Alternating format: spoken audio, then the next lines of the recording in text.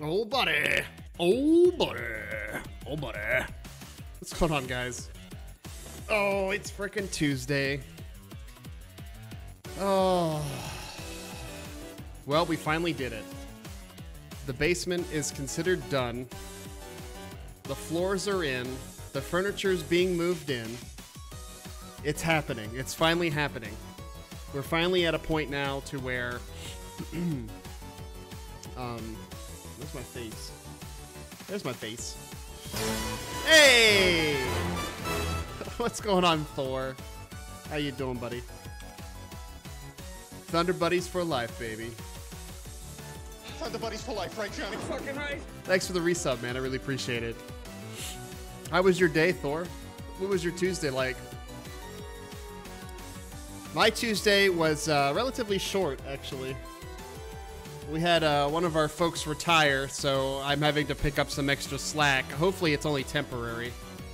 I'm not looking forward to having some work on my plate for the longest time, but yeah, 2 months. 2 months of being subscribed, man.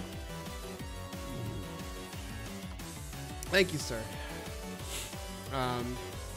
If you haven't noticed already, we're playing Everquest, right? We've actually been playing Everquest now for like the past, past month now? I've only been streaming it for maybe the past month. I'm gonna turn my microphone down a little bit. That should sound a little bit better. Yeah, that's good. Okay. I don't know if it's crackling in your ears or anything like that. But, yeah, so Everquest. I have no idea where I'm at right now. Like, I'm not actually in Unrest.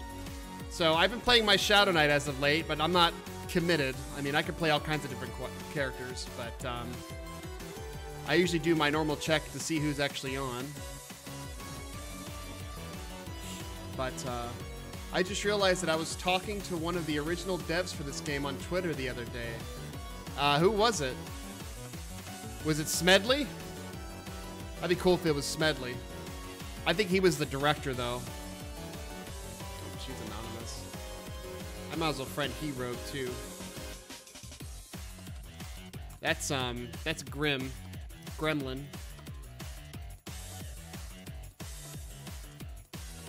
That would have been fun to play with, talk with one of the devs, or maybe even play with one of the devs.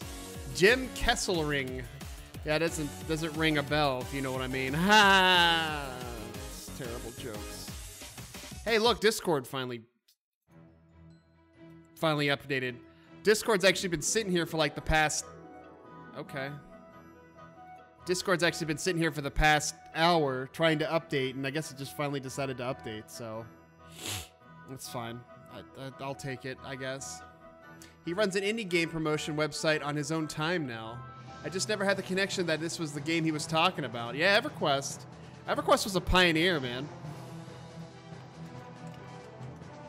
It was a pioneer. It was a pioneer game of epic proportions. This was one of the first. This is one of the first MMOs that really started to make MMOs popular. We already got a Yard group. Yard's really crappy on experience, though. If they don't make me pull, I'll be fine. But yeah, nothing that cool outside of my realization. Yeah. It's just Everquest, though. I mean, even before this was UO. UO was very popular, too. And then before that was Meridian 59, I think it was called. I never played Meridian 59, so... But that was one of the first MMOs, really, was Meridian 59. And then before that, you had MUDs. You know, I was a big-time MUD player back in the day. I like to play in the mud. But the earlier MUDs I used to play is like Gemstone 3. Gemstone 3 was like the MUD that I love to play, and I still enjoy it, actually.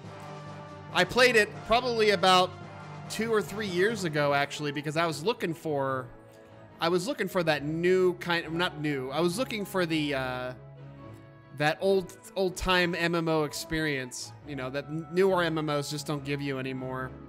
So that's what really draws me back to older MMOs like, you know, Everquest and Gemstone and Not WoW though. Nothing really draws me back to WoW. Now I did play Final Fantasy. I did play Final Fantasy. Oh, that's a pet. I did play Final Fantasy 14 for a while there, and I did enjoy Final Fantasy 14. And it has a main storyline quest that basically puts you on rails versus like a game like this, like Everquest, that doesn't. I mean, this game is pretty much open-ended. You know, you pretty much do whatever you want. I'm gonna capture cursor here. Do I see my cursor yet? There's my cursor. Okay. But this is more open-ended now. I mean, there's no hand-holding in this game. No hand-holding. Hey, Mezowix, what's going on, hun? Good evening. Good evening. Yes, yes, indeed. How are you? I've never seen Everquest played. This is cool. Actually, Everquest is a lot of fun. It's pretty open-ended. I'm saying it's more of a sandbox style game, but I'm playing on the progression server right now, which is pretty much the vanilla server. Pretty much there's no expansions that are released for this server as of yet. And eventually they will release servers every 2 to 3 months. So we're due for an expansion actually coming up here in June. So we've got about a month left. And they're going to release the first expansion, which is Coirnav. And that expansion is going to open up a little bit more races and a little bit more leveling area. So a lot of people are really looking forward to it and anticipating it. But for right now, it's just a vanilla game. Base game, no expansions. You unfortunately have to pay to play it, which kind of sucks. I like the old MMO style feel. It's not as hard. You could play Project 1999, which is an Everquest clone, which pretty much is Everquest up to 1999, which I think is just Velios expansion. So it's 2 expansions in. But you don't have to pay for it. But a lot of the ease of life, quality of life expansion stuff, like they added an in-game shop. You can buy items and potions that help make life a little bit easier, and a better UI, and all kinds of other things. In the Project 99, I don't think it has the quality of life stuff. So it's a little bit like, okay, you're really gonna play the 1999 experience, which some people want. Some people want that, and plus I don't think you have to pay for it though. So hey, what's up, Midori? How you doing, hun? Happy May. It's May 1st. It's May 1st, right? Yeah, it's May 1st. May 1st. Happy May 1st. I never played the older MMO. Is this thing charmed? It's probably, oh, it's not. Let me just hit it. There you go. I never played the older MMOs because I didn't have internet at home until 2002. But I still play a MUD regularly. Which MUD do you actually play? Tell me your MUD experience. I used to play Ardwolf for a while, and then I played Gemstone 3 back in '96, and then I played it recently in 2014, so I love Gemstone. Gemstone 4 now is what it's called, but it's probably one of the best MUDs out there.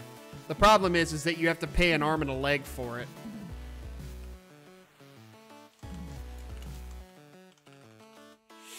Yeah, it's like for a subscription, I think it's $15, but then it jumps to like 30. Like, it's ridiculous for a MUD. So I was just like, oh, it's hard to pay for.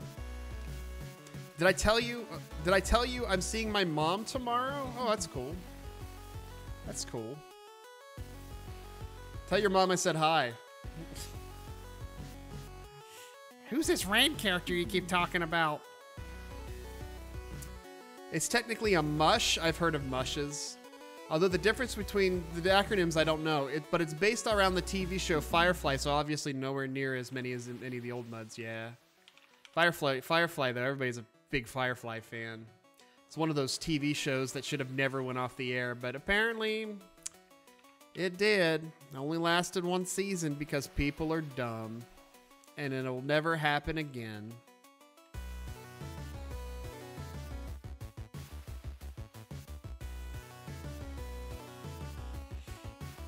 Did they say I'll roll bead greed?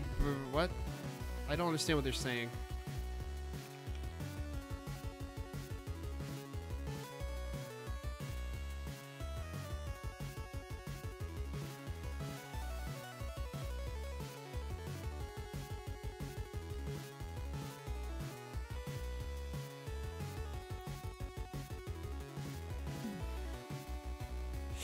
Oh, man. But yeah, I mean, like a lot of people, you tell them you play a mud or a mush, Mezzuwix, and they're like, what? What the heck is that? It's like, it's a text-based RPG with lots of people. And people look at you like you have like a hole in your head. It's like, no, it's not that complicated.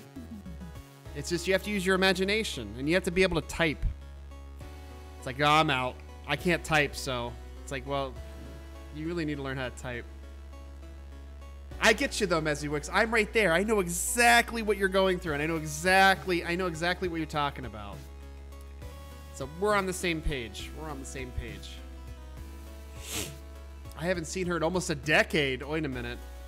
Don't you talk to your mom on the phone all the time? You actually haven't seen her in a decade? Are you serious? I'm confused.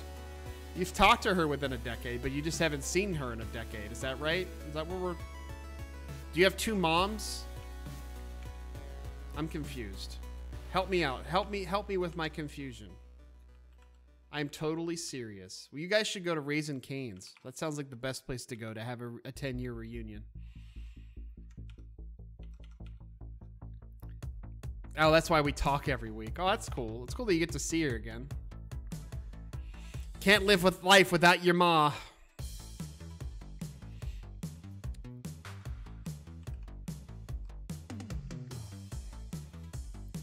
I'm sure if Mezzuwix plays a mush that's based off of Firefly, she's probably played the board game for Firefly, which is actually really good. It's also a pain in the ass.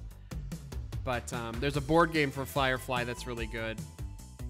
But a mush based off of the Firefly, that's kind of interesting.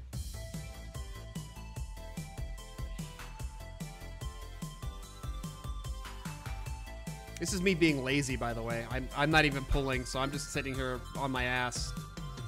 Doing nothing. Oh, I actually haven't. I've always wanted to play the board game though. It's good. It's a fun little game. It's a fun little game. It's best to play with I think up to 5 people. It can be a little bit of a pain in the ass though.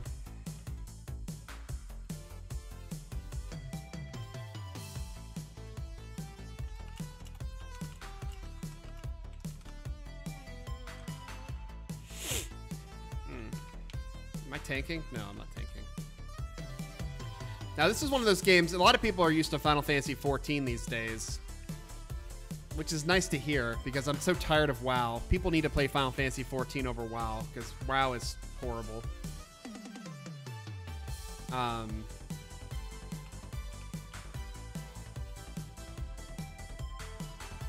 you've played both? Oh, you currently play both? I only have one subscription right now. I actually have a subscription for Everquest. But I played WoW for the longest time. The only problem with WoW is it's just it's the same game. And it's not, I mean, it's boring now to me. Final Fantasy XIV is kind of on that level, but there's at least a lot more to do in that game, and it's more accessible. I have to go. We are playing board games. I'll check in later. All right, Midori. Thanks for stopping by. Happy Tuesday. But as far as with like Final Fantasy XIV, I like to describe it as more accessible, just because it's easier to kind of get into groups and to do raid content and stuff like that. But like World of Warcraft, I mean, it's really not easy to, it's not really that accessible. They did add looking for raid, I guess, but it's very painful. Looking for raid is a very painful experience. It's not fun. At least I don't like it. You know, trying to do an LFR with somebody. Oh god.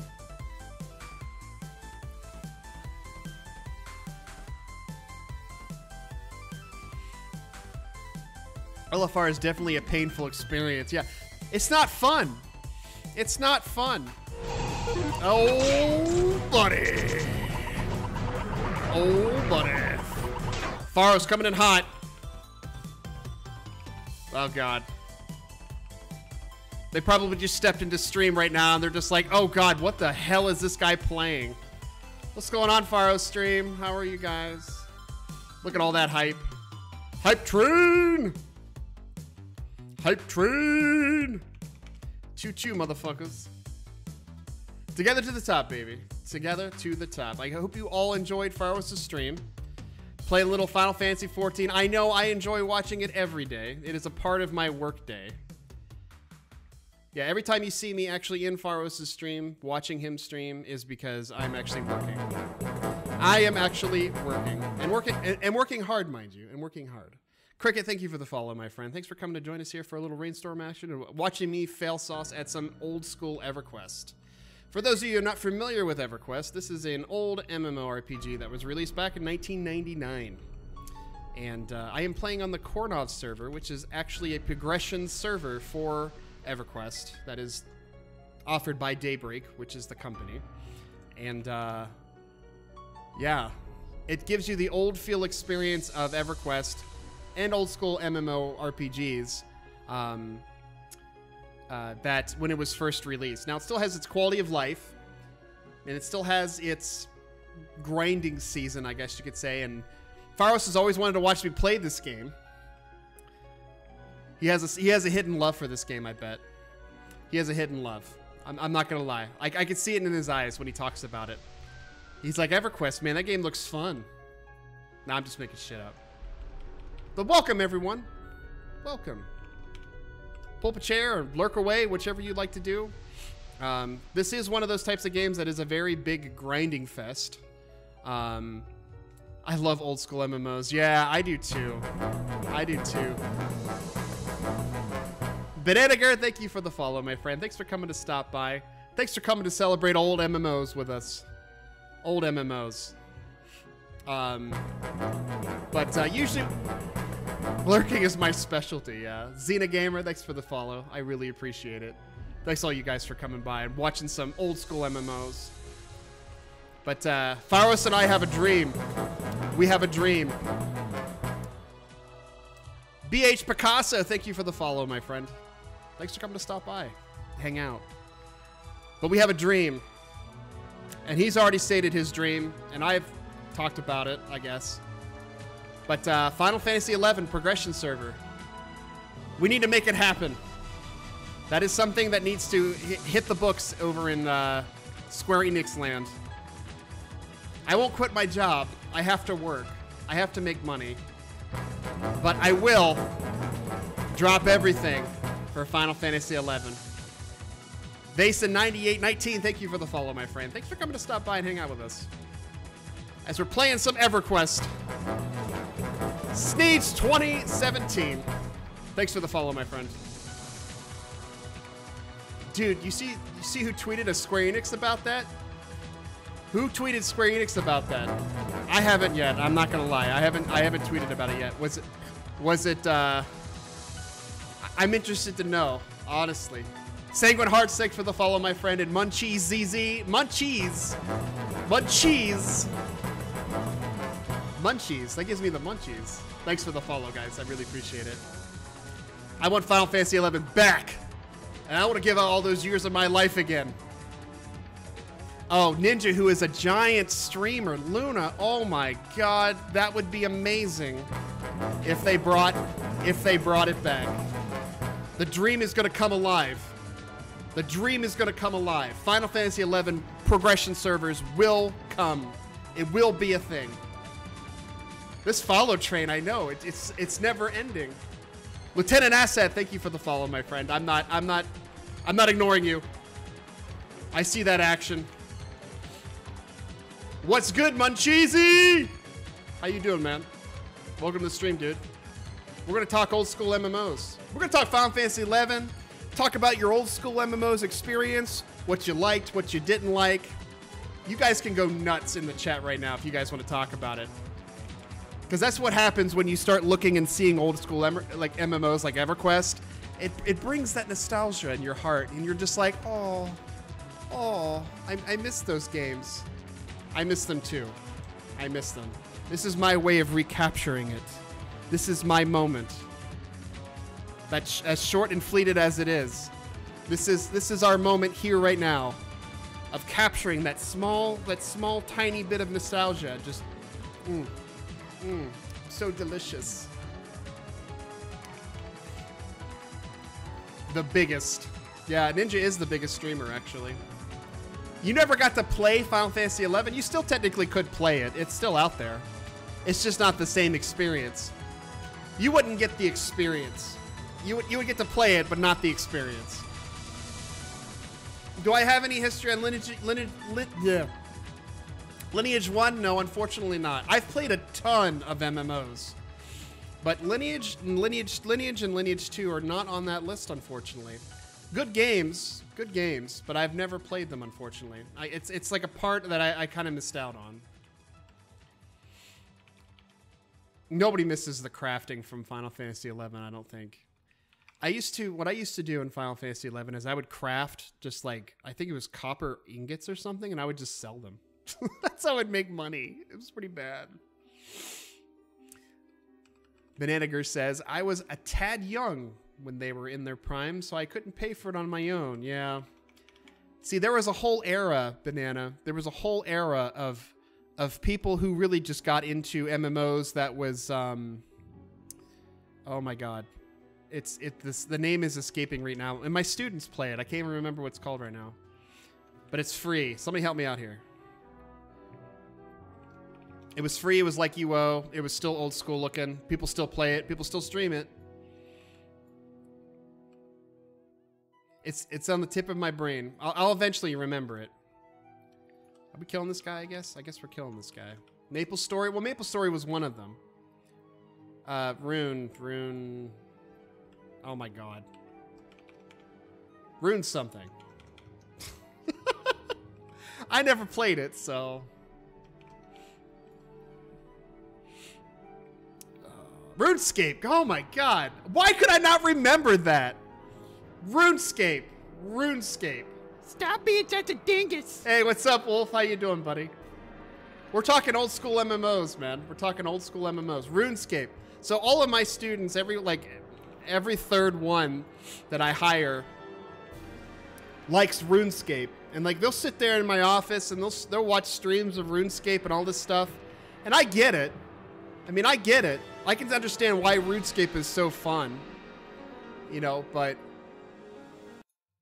that is the old school MMO. That is the old school MMO experience for the millennial age. So like people right now who are like getting in their 20s. RuneScape is where it's at for their MMO experience. And I can understand that. And even though it's not a game that I ever played, and it's probably a game I would never play, I can see why people like it, you know? And a lot of problems with like these older school MMOs is that they're very grindy.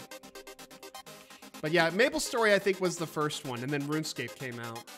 But RuneScape to me looks a lot like UO. You know, am I the only one? Am I the only one? I don't know. So, and it was the one that turned MMORPGs into my favorite genre. Back when they were difficult. MMOs used to be my favorite genre until they started to get a little too casual. When they got too casual, it was just like it became too easy. And when MMOs became too easy, and they took the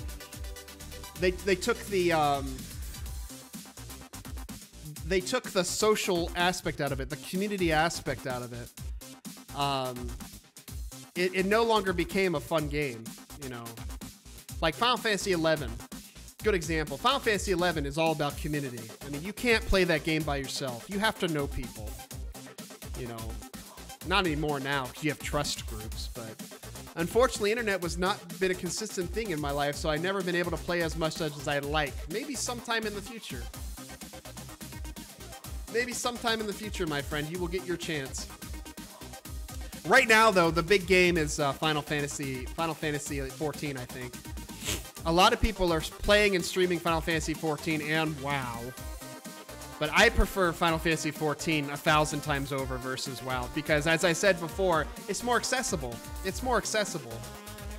I personally believe that Final Fantasy XIV is way more accessible than WoW ever was. Because who wants to LFR? Really? Really? Who wants to LFR? Nobody wants to look for raids. No, never. Never played any of them. First internet game was Neverwinter Nights. Oh. Teucer Prime. Oh, man. I played and beat that game. Not gonna lie. I played a druid. I always play druids. But Neverwinter Nights. Oh, good game. Good game. Oh, such a delicious game. That game had it all going for it. Because Neverwinter Nights, 3rd edition rules set. I'm a big D&D nerd. So, big D&D nerd. But Neverwinter Nights was amazing. Had a good translation of the 3rd edition rule set. Had its own workshop that you can create your own adventures. It was so delicious. It was such a good game. Still love it to this day. You could have actually got it free at one point from I think it was Green Man Gaming. I think they were offering it for free. Oh, he's got a pet. Never mind. Green Man Gaming, I think, was giving it out for free at one point. Yeah, I'm a Final Fantasy XIV player, and I haven't had internet for about 2.5 years now. So, ooh, like, you currently don't have internet? That's scary. I don't know if I could deal with that. Beat it a bunch of times, but played it for years on custom servers. Speaking of custom servers, I did play on a custom server for Neverwinter Nights. They had a custom server for a gemstone, which was an old mud translation, which I played the crap out of. I loved it. Rain Man Gaming, no. Why are devs so afraid of supporting mod communities like Neverwinter Nights did? It's such a shame. It is. Mods are what really help perpetuate the game after it's been released. You know? Because without having a mod community to turn your game into something better, like you're really looking short-sighted on your game platform, you know. A druid archer in Neverwinter Nights, I felt immortal. Wall of minions while I shoot from a distance. That's, yeah. Nim, that sounds about right. I only did just druid. I didn't multi-classed, unfortunately. So, a remaster of it came out last month, by the way. Ooh, like how? What? Okay, so, Teucer, why don't you tell me about how that remaster changed things? As I might be interested in playing that because I like Neverwinter Nights. Was such a good game. Still have it. Yeah, me too. I don't have it downloaded right now though. Muds. Yeah, I actually, I was really big on Muds, growing up. Did anybody happen to play Gemstone 3 or 4? I've been looking for people. Like, I always want to have that moment with somebody on stream where it's just like, oh, we were together in the trenches. That's what it's like playing a grindy MMO. It's like, we were together. You and me, we were there. We know the pain and the experience. Oh. Kind of funny. Hey, Wolf, thanks for the bits, man. Pepsi on you, 50 cents. Thanks, buddy. Appreciate it, dude. Honestly, I didn't change much. The updates, some graphics, looks cleaner, and fixed a few things, and allowed you to play it on probably Windows 10. But with most of the remasters are just to make it more current so you can still play it on newer operating systems. I would imagine so anyway. Now I'm thinking of trying to reinstall Neverwinter Nights. Look what you've done. I'm a bad influence. I am a nostalgic RPG bad influence. Like, you come to my stream, you'll see some of the stuff I stream, you'll be just like, oh, now I gotta reinstall that game. Because I want to play it. I nip at your little heartstrings there for your nostalgia. That's what I do. It's what I do with this sad music. There's online support, but last I saw, there wasn't much for the way of servers. So online support for Neverwinter Nights, I want to say, was through GameSpy. And GameSpy is gone. So if they did new multiplayer support for that, then that might make it a little bit better. Because before, I did some streaming with my jolly co-host. I do a co-op stream on Sundays. And we did Neverwinter Nights, but we had to do some really janky stuff to make it work, so. Trade Wars 2002 was great. Trade Wars, I'm not sure what that is.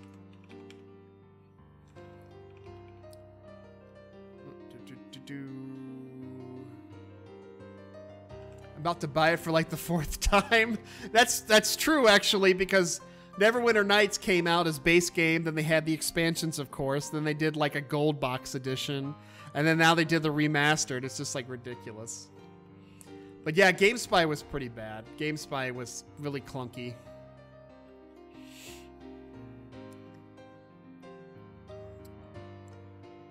I would love to see some persistent servers come back on the Steam version of Neverwinter Nights. I don't know if anybody's going to be that dedicated to it.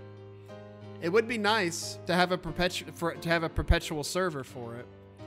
Maybe somebody will get gutsy and just like want to have that experience again. It might happen. Dark Age of Camelot, yes, I played in Hibernia. I was a Hibernian. Used to go to E-Main and do RVR all the time. Hibernia was like the smallest and the lightest of all of the realms, though. But if you've seen Camelot Unleashed, I think it's Camelot Unleashed. Let me double check that for you. Unchained. It's Camelot Unchained. I got a special treat for you, Munchies. I think this one is out of Kickstarter, but Camelot Unchained. That is the new Dark Age of Camelot for this era. That's what it looks like anyway. So my gift to you, Munchies. Enjoy. But yeah, Dark Age of Camelot, there was some good times to be had in Dark Age of Camelot.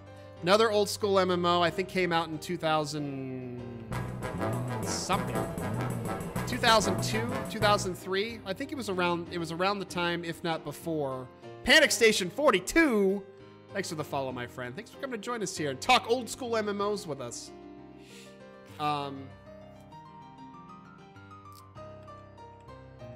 was I talking about? Dark Age of Camelot, though. Good times. A lot of PvP, though. It was basically a PvP RVR style game, so. Pantheon does look promising. I haven't heard about Crowfall yet. Those of you that are interested, especially in an old Everquest experience, I think it's this one.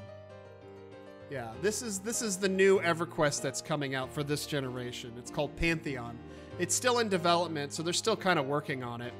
But people are trying to bring the old MMO experience back, and these two companies are trying to do that.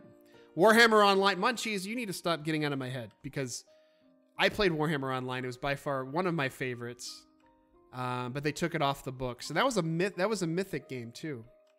That was a mythic game. Yeah, Warhammer Online broke my heart. It was one of those things. It was the ill fate of a lot of MMOs, especially good MMOs, that they could eventually just go away.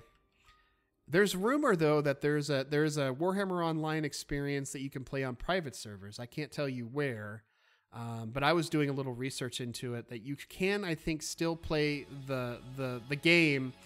However, it's on a private server now. But Warhammer Online had the best concept with offensive target and defensive target. 2 different targets. So you could play things like a warrior priest or a disciple of Cain and hit shit and heal shit at the same damn time. Brilliant. Best thing ever. Best concept ever for a character. That's all I played. That and Engineer and Chaos Magus, because I like turrets. So funny. So funny. That's what I did, see? Ilya Marie. We're right there. We're right there. I'm telling you guys, old school MMOs bring people together. It brings people together, man. I played a lot of the blue server for P99 for a while. Okay, I'm not 100% sure what that means, unless that's what the name of the server was on P99.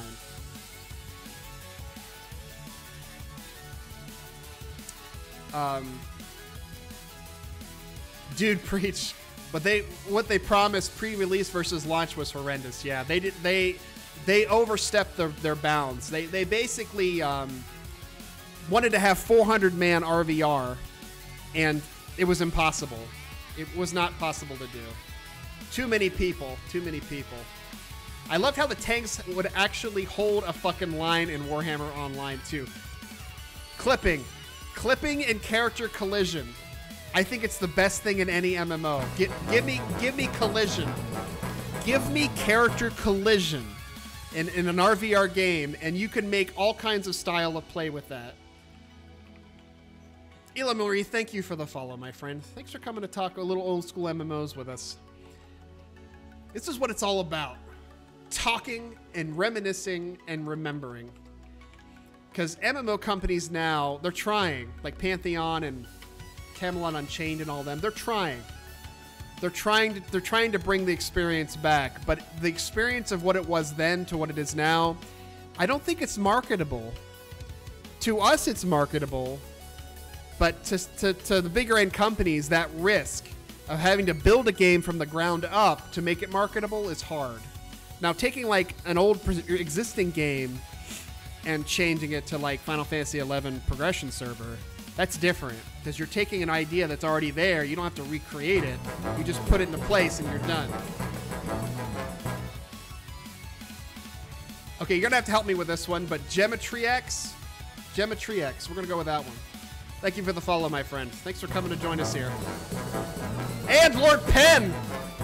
Lord Penn, thank you, sir. Thank you for the follows, guys. I can't wait to see how Pantheon works out. They really seem to be focused on being a niche game. Cynic, so I've been sitting on this for a while, and I can't stream it. I'd love to stream it, but I can't stream it. But I've been thinking about donating $500 to their project just so I can play an alpha. I've been thinking about it. Because that would be so damn cool. And if we could start like a streamer community of Pantheon, and then they would allow me to stream it, and then I could show you guys what Pantheon is like, wouldn't that be awesome? I think it would be. But then, you know what'll happen, right? Final Fantasy XI progression server comes out, and then I have to drop everything. Going for the beta, yeah, I'm going to go for the beta too. Dude, I'm so in for that. Dude, we'll make it happen. I want Pantheon to succeed. I really want them to succeed. Because they're basically taking an idea that they really loved. They're taking an idea that they really loved, and they're trying to make it real. They're trying to make it. They're trying to bring back the good old days. You know what I mean? Arcalis, thank you for the follow, my friend. Thanks for coming to join us here. I really appreciate it. I think Final Fantasy 11 progression servers are years out if they ever come. So probably what has to happen for Final Fantasy 11 progression servers to actually work is they need to stop making money on it. They need to no longer have subscriptions. So when this game starts to die out and they start to lose a lot of traction for their subscription base, then you might start seeing them come up with ideas on how to make progression, because that's basically what Everquest did. I mean, Everquest had a subscription, but then they went kind of pretty much free to play with, well, you can get a subscription and have a much better gaming experience and quality of life. But then eventually they started doing progression servers, and then their subscription base just kind of skyrocketed at that point. So I think it boils down to that they have to lose subscription to the base Final Fantasy game. And then once that happens, then maybe they'll start looking at doing progression servers, because they're already making money right now. You know, they're making money. You know, Final Fantasy 11, ironically, and I don't know if Final Fantasy 14 has overtaken them or not, but Final Fantasy 11 was their most grossing product. What they turned EverQuest 2 into made my heart break. Ugh. I had high hopes for EverQuest 2, which came out in like 2003 or 2004. Do you realize that? Like when EverQuest was like on its 9th expansion or something. No, probably its 7th expansion. EverQuest 2 was in production, which is kind of surprising. Now, EverQuest Next, I was hoping it would actually come out, but they scrapped the project. EverQuest Next is not going to happen. EverQuest, EverQuest now is just going to be a memory. So many good memories of the Volcrum Dooms. That's where everybody leveled, man. That's where I went. Got my levels there. Played my Reg Mage into the ground. Yeah, Lord Penn, we've been talking about Final Fantasy XI progression server. A lot of people are now getting of that age, you know, because EverQuest was 99 and then they did progression server. WoW is like 2004 and they're already looking at progression servers, or at least a vanilla server. But yeah, getting Square Enix on the boat of doing progression servers, I think is the goal of the gaming community, of the MMO community, honestly, because we want to have that community building game that had challenges, you know. And Final Fantasy XI was that game. It was that challenge, because it was not a game you could play yourself. Why do I feel so slow? Because it was not a game you could play yourself. You needed people. You needed to make friends, and you needed to be social. So.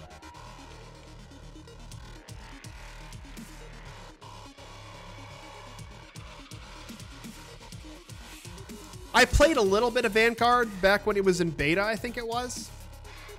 I don't know. Why am I not attacking? Have you noticed this? I'm not actually attacking. Oh, he's charmed. That's why. I'm dumb. But Vanguard, yeah, it was very short-lived for me.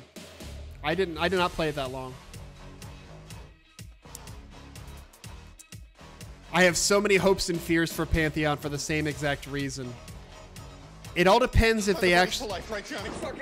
It all depends if they get actual public funding or something. Because if they get a publisher funding and then the publisher starts to redirect their vision, that they're gonna end up going in a different direction with their vision, and then it's not gonna be any good. Right now, I think they're on task for their vision, so it's been. I think it's a Kickstarter, so they got the money. The problem, it's so hard for Japanese companies like Square Enix to pay attention to what Western markets want to throw their money at. It's true. Also, Lawful, welcome back, buddy. Thunder Buddies for life, baby. Thunder Buddies for life. I enjoy soloing with a blue mage on Final Fantasy XI, and damn it, now I must reload it and play. Yes, you must play. Play them retro MMORPGs. Back when they were called MMORPGs. The problem is, though, is when you go back to that experience, it's not the same experience anymore. It's not. You have trust now. You can make your own party. You don't need people. We don't need people. Don't need people whatsoever. Yeah, it's a popular day, Lawful. Everybody wants to watch old school MMOs and mostly just talk about them. I highly doubt anybody's actually watching EverQuest right now because there's not much to watch, right? We're just talking. We're kicking back. We're chatting it up, and we're having fun. Massive men online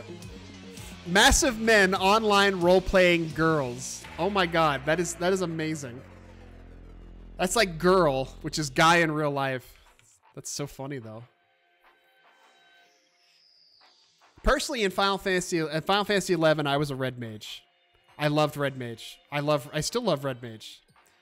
Talking about red mage makes me happy.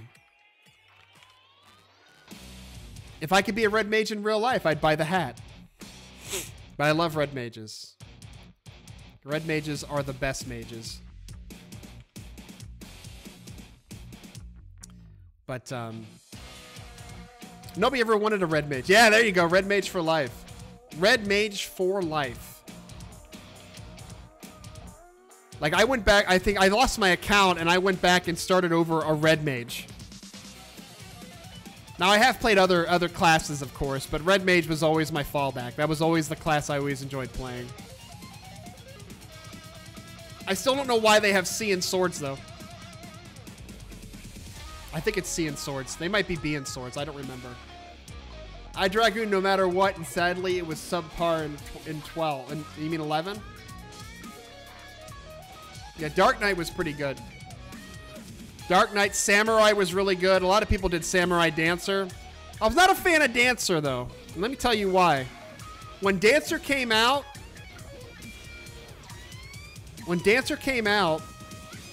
everybody just sub Dancer. It's like, I'm going to play a Red Mage sub Dancer. I'm going to play a Blue Mage sub Dancer. I'm going to play a Samurai sub Dancer. It's like, come on. Like, you can't make a subclass that good. Or you can't make a class that good that everybody just subs it. And they subbed it mostly because it gave you dual wield.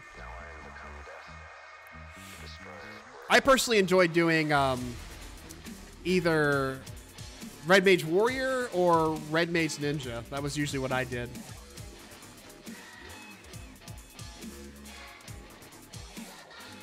So why don't you play Final Fantasy XI then? So Ilya Marie, that's a very good question. It's the same reason that why I'm playing Everquest now. I don't know if he wants me to kill that.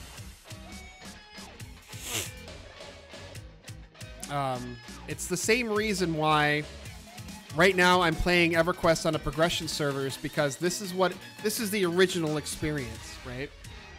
Final Fantasy XI in its iteration today is not the original experience that what it was back in 2000, what was it, 2002, 2003, I think it was, when it was released in America, of that great old school experience, you know, 75 cap server. Because the problem is now it's not that it's too easy per se, but like, let me give you an example. So in Final Fantasy XI, at one point, you have to do a quest that allows you to continually progress in that class, which A, teaches you how to play the class, and you will damn well fight hard to get where you need to go with this, and also pushes you to your limit. You basically had to fight Matt, okay, some dude who played your class better than you did. In the original game, it was hard. In the game now, it's very easy because you can bring trusts in to actually help you fight them. So things like that, to where the experience is cheapened, where, you know, now the game is just too easy. You don't need to talk to people anymore. There's no real no. The experience is gone. It's gone. So if you bring a progression server, that's why we're all toting the progression server banner, is because it brings that experience back, that old school experience back to what we were looking for in an MMO, right? Because that's what I remembered back in 2003. Here, take my money. So yeah, but yeah, Cynic basically said it's not the same game anymore, and it's not. It's not. It's a much different game now. Yeah, if they make a 75 cap server, I'd play that sub. You pay that sub, yeah. Yeah, basically that's what we're talking about with a progression server, is to have the old 75 levels, and it'd have to be sub-based. You'd have to pay money for it, but we'd pay money for it. We would actually pay money for it to play it. So, just like WoW vanilla servers are a completely different experience from the current game, they are. It's the only way you can get that experience back is to have a progression server, is to reclaim that experience. So Matt's such a cheater. Matt is a cheater. All right, Tooster Prime, take it easy, buddy. Thanks for hanging out with us here.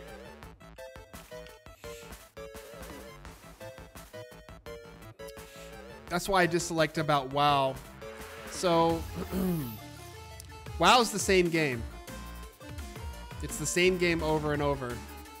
I've played the game for 10 years. My big raiding, I used to raid like constantly. I started in vanilla. I started in open beta. I got to play closed beta, but I started in open beta. Off and on. Played off and on. Tooster Prime, thanks for the follow, man. Thanks for the lurking follow, dude. Take it easy, man. But I used to, I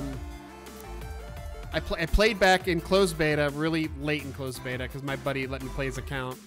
And then I played in open beta, and then I played in vanilla, I played in BC, I played in Wrath of the Lich King. Wrath of the Lich King is when I really did a lot of my raiding. At one point, I was raiding 7 days a week because they got 10-man, 10-man heroic, 25-man, 25-marine heroic. We were constantly raiding every damn day. And you could probably guess what I played. I played an Enhancement Shaman, just like Pharos did. I think Pharos played an Enhancement Shaman. I think he mentioned it at one point. But I played Enhancement Shaman. That was my shtick. And yeah, it was just constant raiding. And at that point, it's just not fun. It becomes work. And when a game becomes work, it's not fun anymore. It's not fun. And raiding to me is not the best of endgame because it's just so much work. Juicy. Oh, juicy. Thanks for the host, Utah. Really appreciate it, dude. Juicy. Double the juice. Double the juice. Yeah, Nim Nim, you were there. Enhancement Shaman. You know exactly what I'm talking about. Enhancement Shaman now, of what it is now, is nothing compared to what it was back in BC.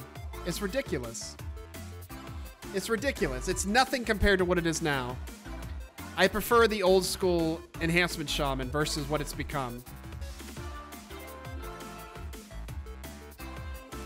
You know, my group could be talking to me right now on Everquest, and I have no idea what they're talking about. I do wish devs would put more effort into PvP communities. That's why I left EVE Online. No time, and it felt like work. Yeah. The nice thing about EVE Online, though, is that your character would level up by a time basis rather than actually having to do stuff, which I like that concept. It was a good concept. I played EVE for a little while there, but the PvP got to me a little bit.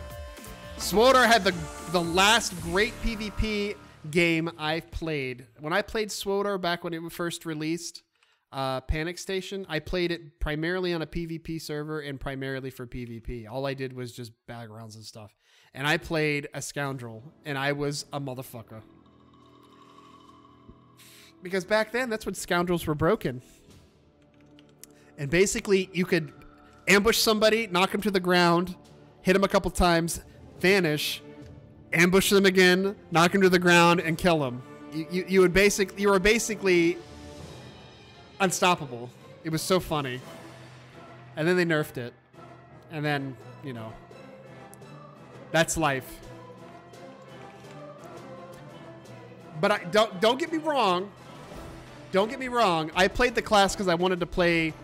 I wanted to play a scoundrel, not because of that brokenness. So.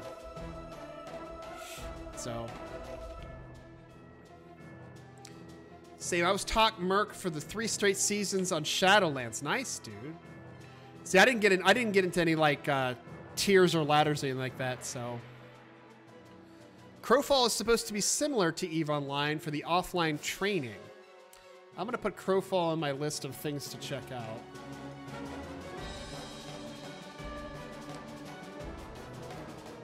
I'm going to open up the website. Hopefully it doesn't have any noises in the background. It looks like a fantasy MMO. I'll check that out later. I'll check that out later, Lurkpen. I'm always on the lookout for the next age of MMOs because right now... nothing really interests me except for things that are up and coming. I love my assassin tank in SWTOR's PvP. Nice, dude. I didn't know assassins could be tanks. Assassin tank was a pain to deal with. Crazy damage mitigation and stealth escape. Dude, that's ridiculous. I couldn't even imagine. I could not even imagine. All I did was PvP. See, when I played Guild Wars 2, don't hate me. I played Guild Wars 2. Guild Wars 2 pre-expansion was great, by the way. I love the PvP in Guild Wars 2. In fact, that's all I did in Guild Wars 2 was I would just PvP. That was it. And I got really good at it. I played a ranger. I was longbow two-handed sword just because it was so much fun to play. But everybody does like conditional damage with that class, but I was all about being different. I like to be different.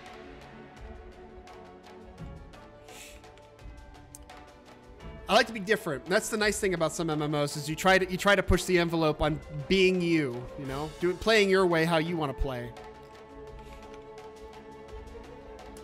Plus, taunts in the game reduce damage done to anyone other than you, then vanish. Okay, that's kind of silly.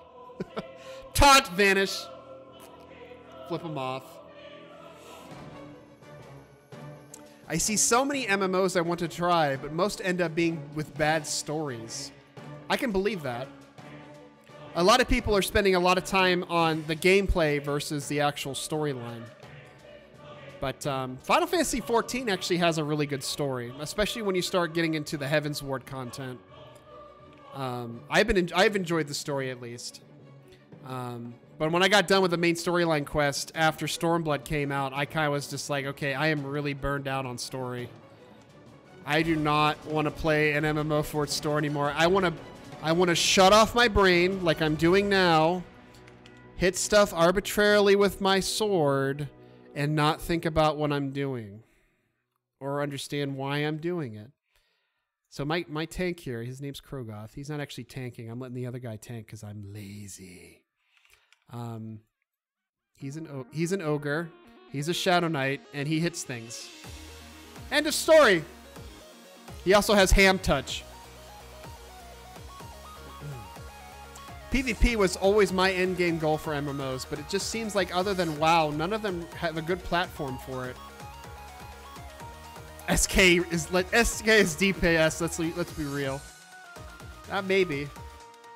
I can tank with my two-handed sword and slam as I punch things in the face. I think it's hard to do the multi-nature like that for endgame being just PvP or like raids, you know, because it's two really separate. They're killing something, aren't they? There they are. It's really two separate bags. So trying to insert PvP into a PvE game, you can tell and it never works. Whereas like games like Dark Age of Camelot, which, you know, PvP is the end game. Warhammer Online, PvP was the end game, which were both Mythic games, by the way. You know, the focus was that the end game would be PvP, but then they had the change when PvEers didn't want a PvP, so they decided, okay, well, let's put something in for the PvE players, which was raiding. And who likes to raid? I'm not a big fan of raiding. Not anymore. I'm burned out. I'm burned out of raiding.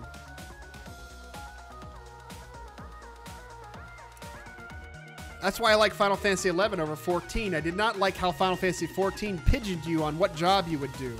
But yeah, Final Fantasy 14 had a great storyline. I was disappointed. Okay, so I played before ARR came out. And I was playing Final... This is funny. It's funny because I was playing Final Fantasy XI at the time. And I went and purchased Final Fantasy 14 with high expectations. I had been watching the game in development for like a year.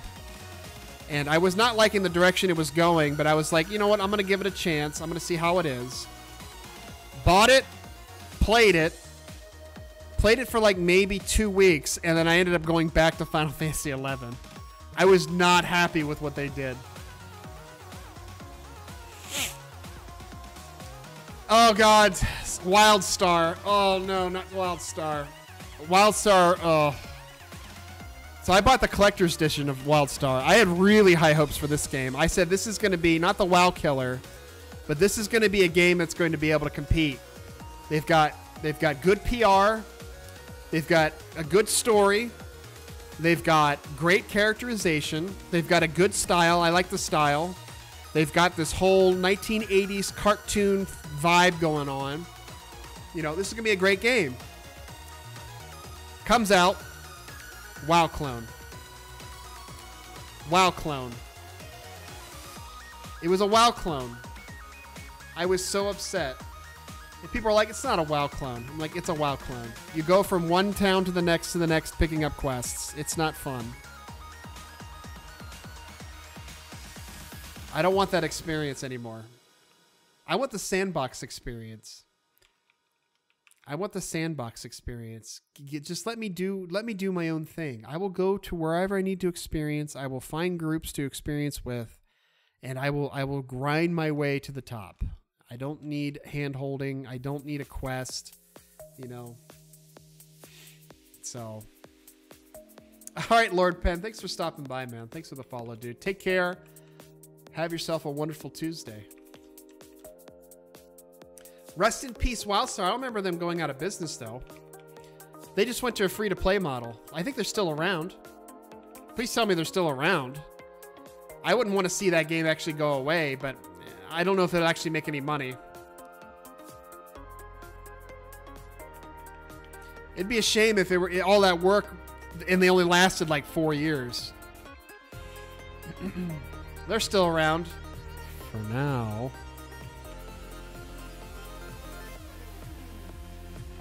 They're actually rather popular for as dead as they're portrayed. Well, that's good. I wouldn't want the game to go away. It's a fun little game. It's a fun little game. Oops.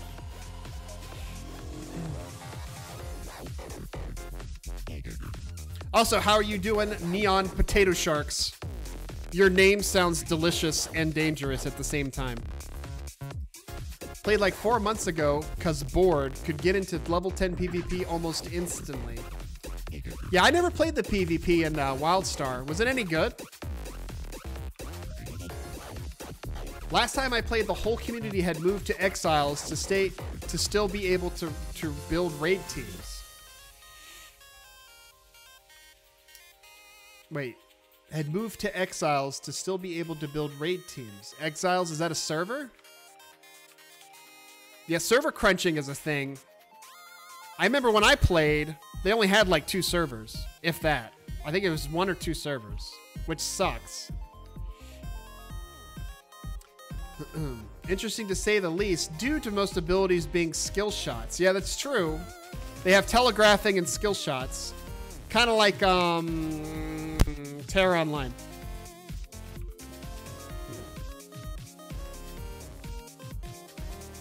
Oh, Exile's the faction. Oh, okay. You mean like everybody was an exile? Wait, isn't exile a race? No, I'm thinking of something else. Ugh. Hey guys, I'm close to level. I haven't even been paying attention. We've been chatting this entire time. It makes the grinding go away. Wildstar was the best MMO PvP outside of WoW, in my honest opinion. Really? WoW PvP to me is actually not that good. WoW PvP to me is actually relatively boring. I can just desist. Let's just do this. Yeah, because WoW PvP to me, I mean, they like to tote it as being exciting and wonderful and fun, but to me, it's not. It's not. To me, the best PvP experience I had, aside from Warhammer Online, was Guild Wars 2. Guild Wars 2, being able to dodge, being able to move, and there's a lot of movement involved. I thought that would be a much better experience. You know, I'm not all about equations playing the game for me. I'm all about some skill in there. I want some Twitch. Give me some Twitch. Give me some Twitch gameplay. If WoW was LOL, Wildstar would be Smite. Oh, that's pretty harsh, dude. It's pretty harsh. WoW PvP is very cut and dry. It is. I mean, it's pretty much, it's cooldowns. It's cooldowns, and it's basically trying to gauge people's ability to get out of CC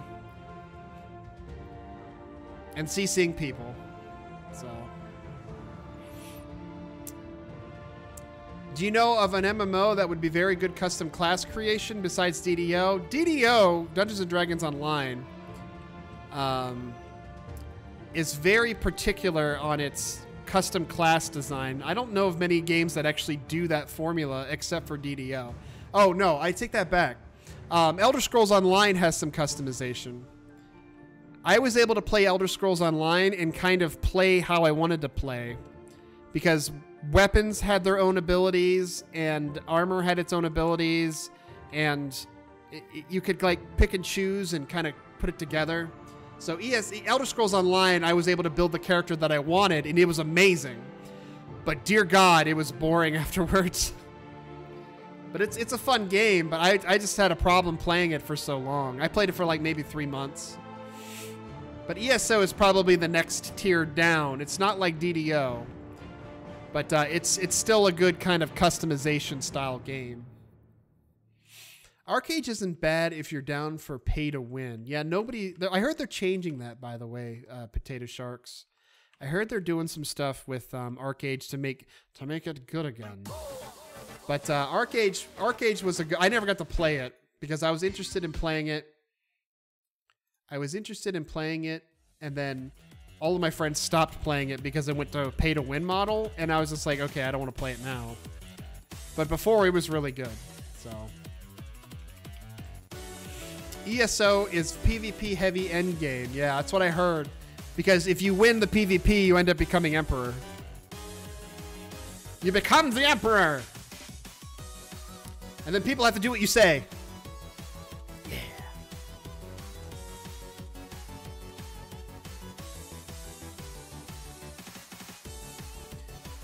Arcade is great, but you have to $2,000 to blow. You can at least best game in 2 minutes. Oh,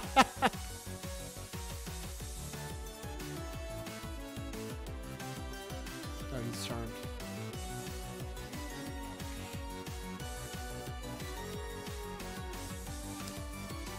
But who wants to spend $2,000, honestly? Honestly. I always wanted to get into EKO, but I hate how it looks. I don't know what EKO is. What is EKO?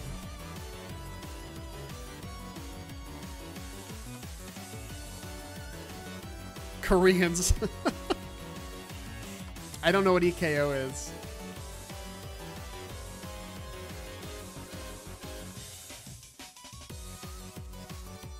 Is it a Korean-based game? It might be.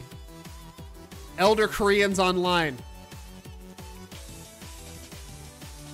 I'm still waiting to see what Lawful says. I just typed that. You guys are terrible. That's funny, though. Lawful, what is EKO? You're keeping us in the dark here, buddy.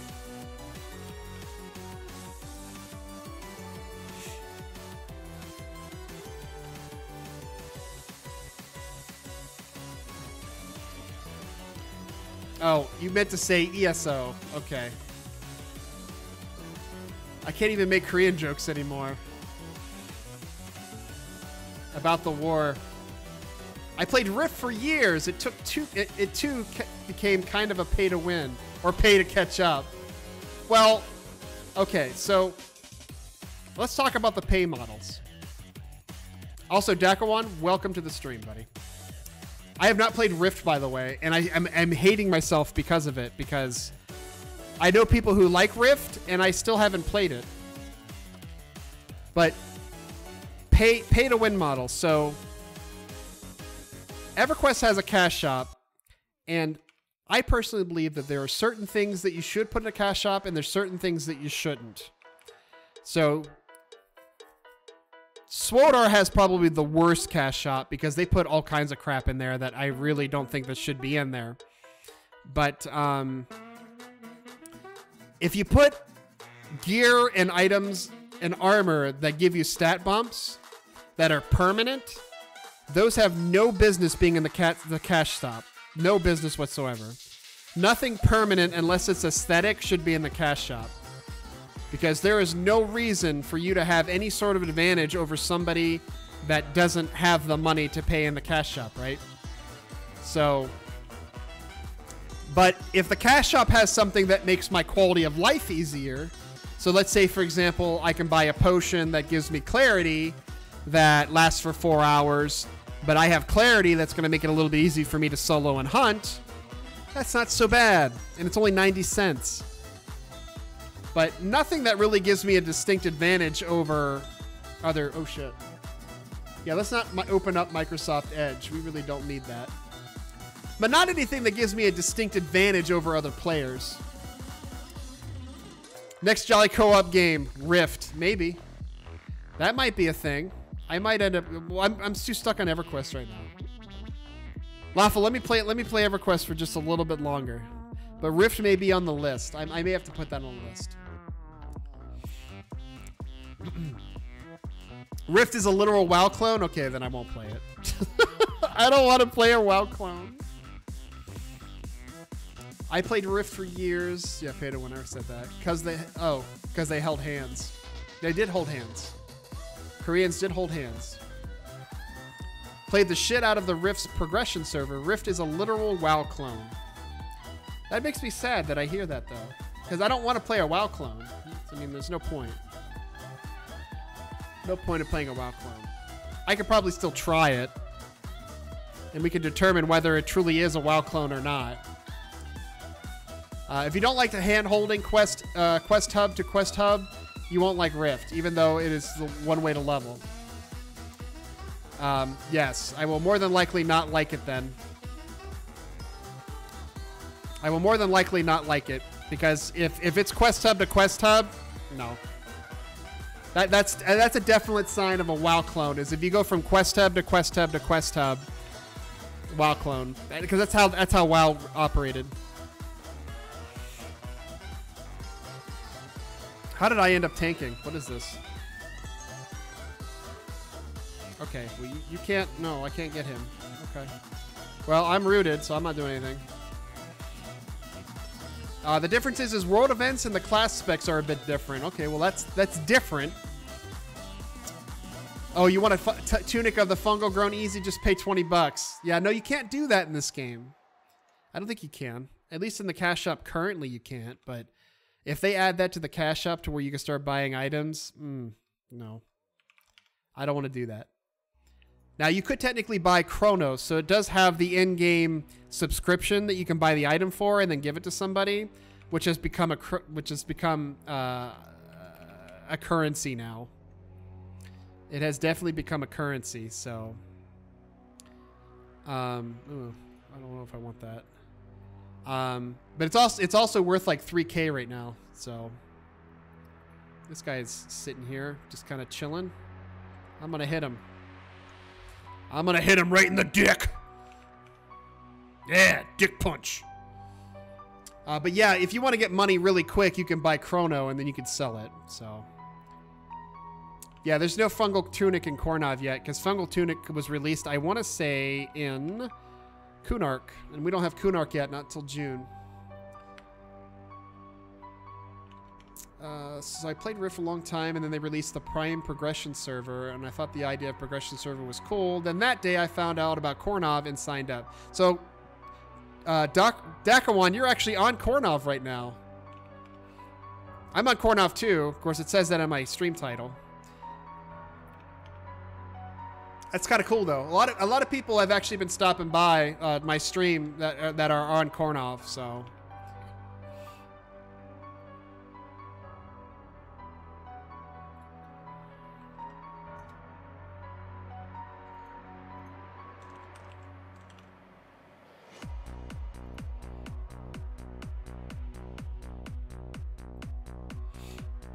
I am as well. A level 10 Shadow Knight and a level 1 Cleric. Nice.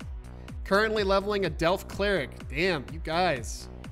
I'm a Shadow Knight, guys. I'm a tank. I'm a tank. Now, if you guys want to add me to your friends list, though, just add Krogoth. You can hear. I'll give you some names. Krogoth. And then there's Rein. And then there's Mavis. And then there's Gomi. And then there's... I think that's it. Yeah, you can add that. You can add those to your friends list if you guys need one of them. On Sunday or yeah Sundays. On Sundays, I do Jolly Co-op. I play level 10 right now. A level 10 Druid on Jolly Co-op with Omega Blade X. And if you guys wanted to join us during that time, you can. Hell, you can join me now if you wanted to. I'm in a group though. But yeah, I'm all about grouping with people I stream with. So it's a lot of fun. 23 Dwarf Paladin and 20 Dark Elf Mage. Good classes too. Good classes. Of course, every class. Let me point this out. Every class in Everquest is actually viable. Some more than others, but honestly, some classes are more viable. But most classes in this game are viable. It looks like my group is falling apart. All right, well, I'll solo here, I guess. I'm almost a level. Can't decide which one to go all the way with. I'm having the same problem, Deck 1. I'm having the same exact problem. It looks like my group just evaporated. I was too busy here talking, and my group just went away.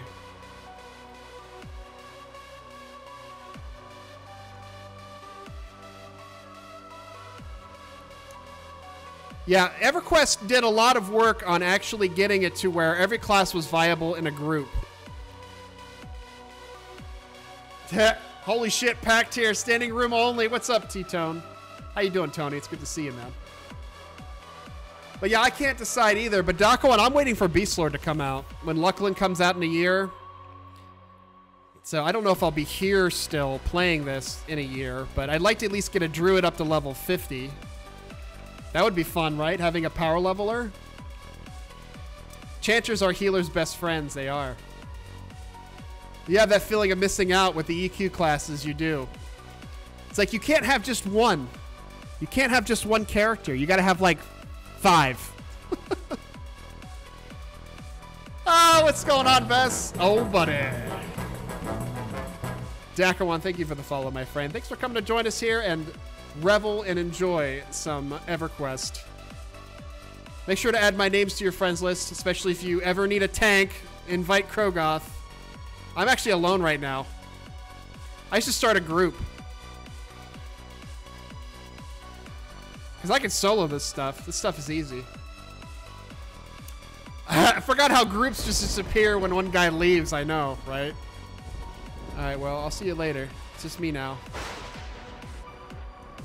Kunark, me and my buddy are going to Iskar Shaman and Iskar Monk. That's a great combo. As soon as you get those slows, man, you're going to be rocking the world. I was an Iskar Warrior. Ilya Marie, Iskar Warrior. Very nice. Iskar Warriors couldn't wear plate, though, so. Oh, buddy. Thank you for the follow, Potato Sharks. Your delicious yet dangerous name. I appreciate the follow, man. Man and or woman. Rein, don't take this the wrong way, but you are so big. How did you ever find the armor that fits? I don't know. I don't think it really does fit, though. And like I look like I look like a big meat man in chain, so the world may never know. Oh, the haste at level 29. Shaman's the best class. I don't care what anybody says. Dude, Panic Station. They added a spell to Shamans that make them so gross. They have a spell now. I don't know if it's in this expansion yet. In fact, I don't know when Juicy. I don't know when they get it. But they get a spell that gives you a weapon proc. For rogues, it makes them amazing. A rogue with a weapon proc is ridiculous. You don't look like a goth. I'm a Krogoth, that's why. Krogoth comes from a game, Total Annihilation. It was the big mech. I just like the name. It's my tank name. Yeah. You're like large as a hedge. What the fuck? Yeah, I'm almost as tall as the hedge here. It's pretty crazy, right? Yeah, now you make him feel self-conscious. He's like, I'm not that big. I eat right.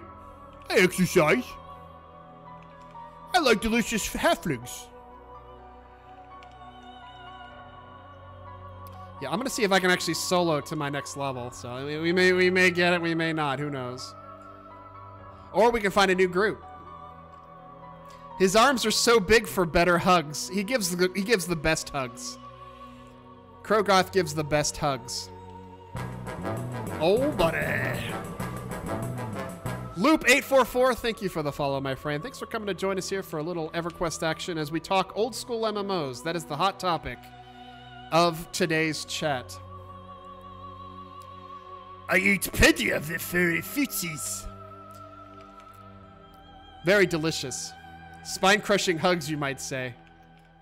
Maybe that should be my last name. Spine Crusher. Krogoth Spine Crusher. I do get my last name eventually. I am going to turn LFG on, though. Okay. I roleplay to troll all the time. Like, on the internet? Spine-crushing hugs, you might say. Let's call the OSRS. Let's talk OSRS. OSRS. Help me out with that, Shark. It's a glandular problem. His glands are just so huge. Nope, that's fear. I don't want to do that. Only ever called gnomes baby fuzzy foots. But gnomes are delicious. And nutritious. All the nutrition's in their nose.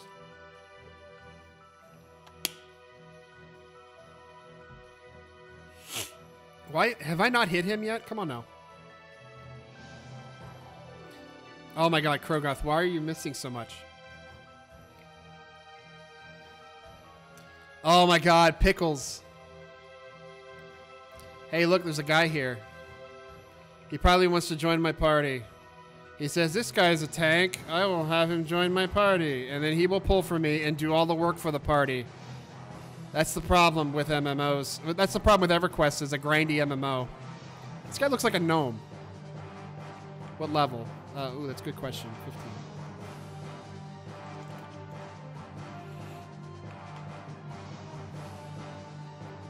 This guy is gray. He can't join my group. Soundtrack. Soundtrack? Soundtrack. Major Elephant. Soundtrack. You mean what song's playing? This song's playing. It's going along the bottom here. But this is Giza Plains. Yeah, it's Final Fantasy 12 Giza Plains. I'm just running music in the background. It's just, you know. But down here. Down here. It's scrolling across. It's going this way. It's going this way. It's leaving us now. We missed it. Never mind. Fun fact, trolls are masters at pickling anything. I believe it. That sounds delicious. Nothing cripples Krogoth. He cripples others. It's true, Amma. What's going on, buddy? How you doing, Amma? It's good to see you, man.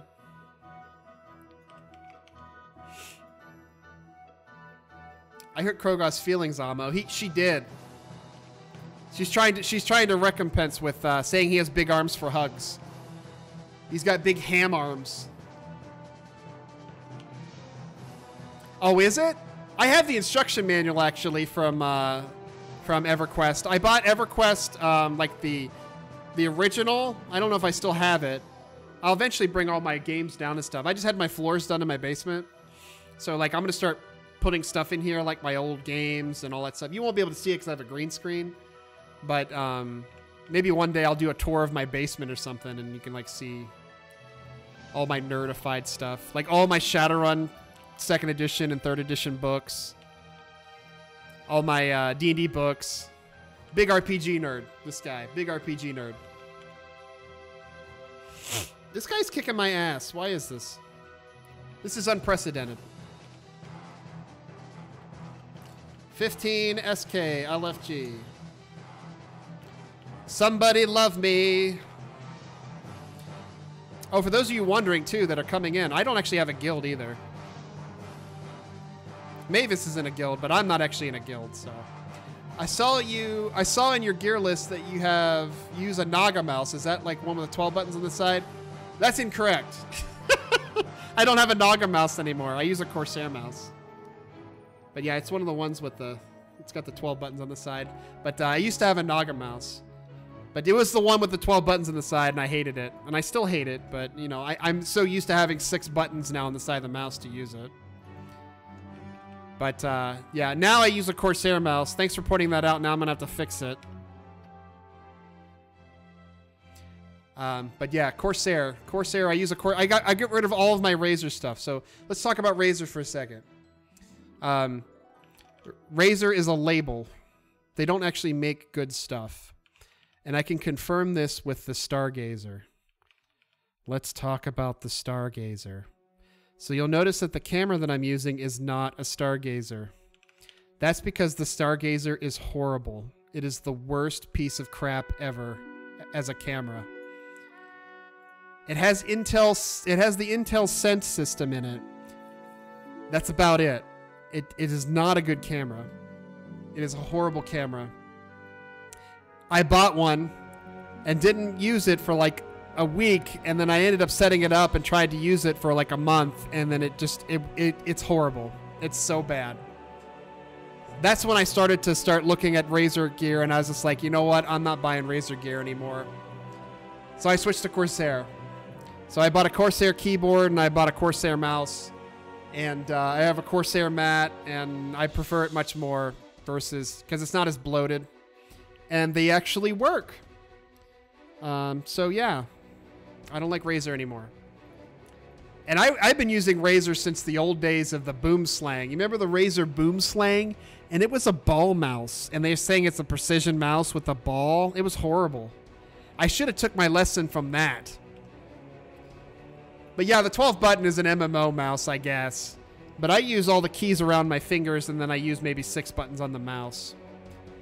It's too hard to keep track of 12 buttons, in my opinion. Yeah, see, Ilya Marie, you're doing the same thing. It's just because the Corsair is better, and it's a little bit cheaper, too. I still think they're charging way too much for their stuff, though, so I price match everything.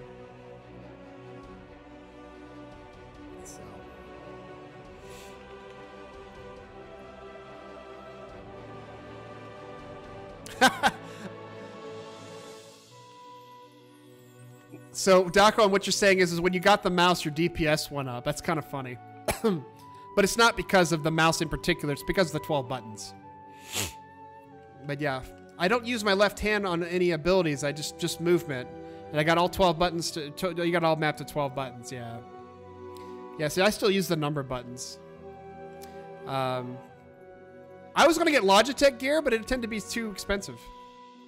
The Logitech keyboard, well, they wanted $150 for, and I just wanted a light keyboard, you know, one that had little lights on it.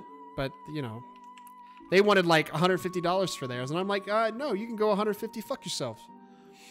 I had to relog. Did I miss a response on how you play on an EQ progression? Is it a subscription? Oh, I'm sorry. Did I miss the question? Ilya Marie, it is subscription. So to play on a progression server, you have to have a subscription. But here's the good news. Here's the good news, though. If you do end up paying, it's $15 a month for a subscription. But they do end up giving you $500 points, which is equate to $5. So you're technically paying only $10 because they're giving you 500 free points every month, mind you, every month, while you're subbed to basically spend on whatever. And you can spend that on potions. You can spend it on, you know, cosmetic items, mostly for potions is what you would use it for. But you have to have a subscription. Yeah, that's the caveat there. That is the caveat, unfortunately. But hey, get to play old school Everquest with some quality of life. You know, you got the map system, you got the find system. You still have a lot of the quality of life stuff. So it's not a true 1999 experience, but it's close. And it's as close as I want to be to it, so. Oh no. Okay, so I'm getting too much shit on me now. Let's see if we can win this. See if we can win this. Oh man, would I even remember how to play this game? I'm having Coirnav flashbacks. Not even if I spelled that right. I think you spelled it right. It looks like it's pretty close. Coirnav? I think it has an extra A in it. Let me see here. Who all Coirnav? I don't know. I don't know how you spell it. I think it's Coirnav though.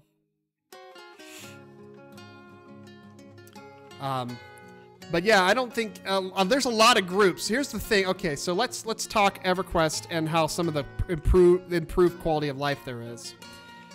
First off, they have pick zones. What's a pick zone, Rein? A pick zone is basically if a zone gets too full. If a zone gets too full, it activates pick zones to where you can actually pick a lesser populated zone. So like, for example, if I type in pick zone here in a second, because I'm still in combat technically. But a lot of the dungeon areas like, you know, Unrest has a pick zone. Even Greater Fadark has a pick zone. But like Guck right now has a pick zone because it's Guck. And so many damn people playing Guck. Bad rap sample. Everquest, damn son, you're brave. I know, right? I am brave. but there's many different instances of this zone. And I'm in a player zone right now of 18 people, but there's actually one with less people in it. It's got 8 people in it. Now, I actually don't want to change my zone because I'm pretty comfortable where I'm at right now. But there's more than just the one zone now. There's more than one instance of the zone. So now you're not all fighting over the same camps. You can now get into multiple versions of the camp. Like in Guck, you can get into multiple versions of the same camps. So it's not as tight of trying to get into the executioner camp when it's always camped. That's not always the case anymore. And when the expansions start coming out in every 2 to 3 months, there's going to be more places to hunt and hopefully more pick zones. So yeah, apparently there's no O in Karanos, so it's Karanos. So we were totally off. We were totally off. But I mean, if you want that old school experience, try it for a month. I mean, it's $15. Because I think Everquest is actually free. I don't think you actually have to buy it. Do you? I don't think you do. I don't think you do.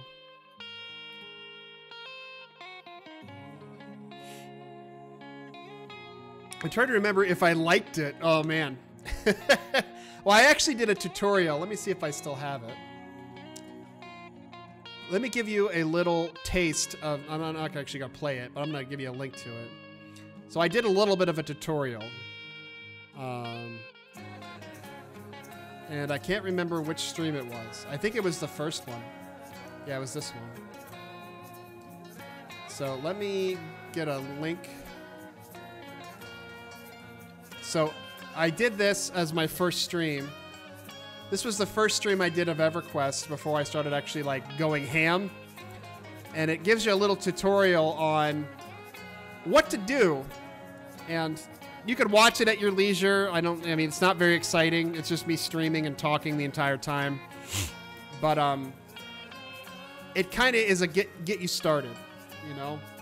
And it has some ideas on how to make money. It has some ideas of what class to play, you know, especially when you're first starting out, what class to play, just because some classes are easier to play than others, especially if you're trying to start off soloing, you know, because, you know, the best class to play soloing in this game starting off is, of course, a magician, because magicians are frickin' broken. But anyway, I like magicians. Magicians and necros. Okay, why did you pull? Why did you pull? All right, now I'm gonna have to murder you two. Even though you're already dead, so I'm unmurdering you. Oh, it didn't load. Really?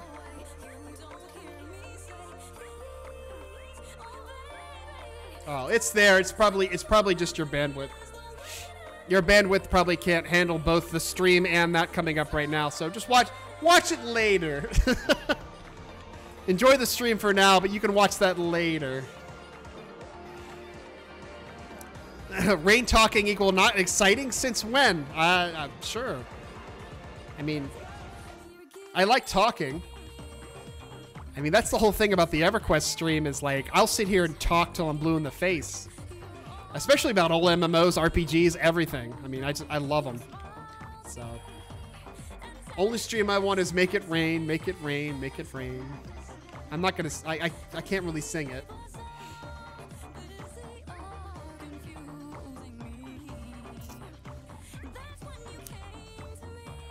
But there's some good ideas in the tutorial as far as with how to make money and stuff and what to start with. Sing it. I don't know the rhythm.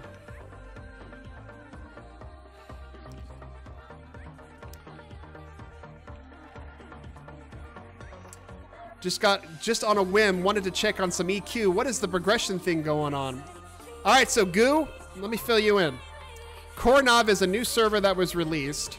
That is a progression server. It is a timed progression server.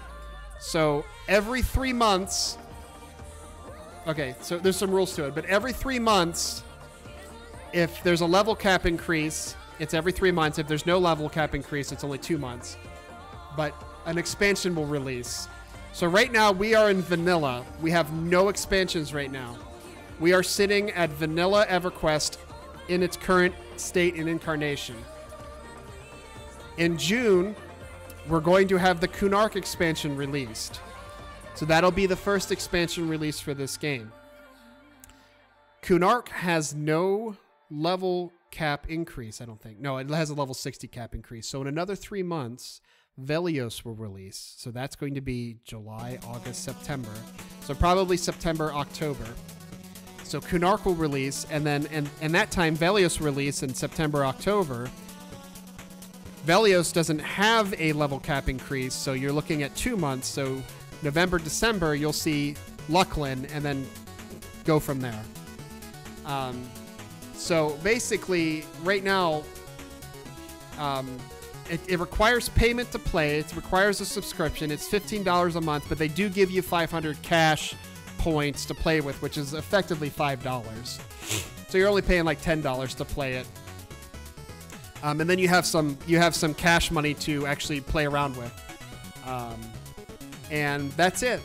So it's not like the 1999 project where, you know, they're trying to recreate the 1999 EverQuest experience, because there's some quality of life options in here. So we still have the cash shop here.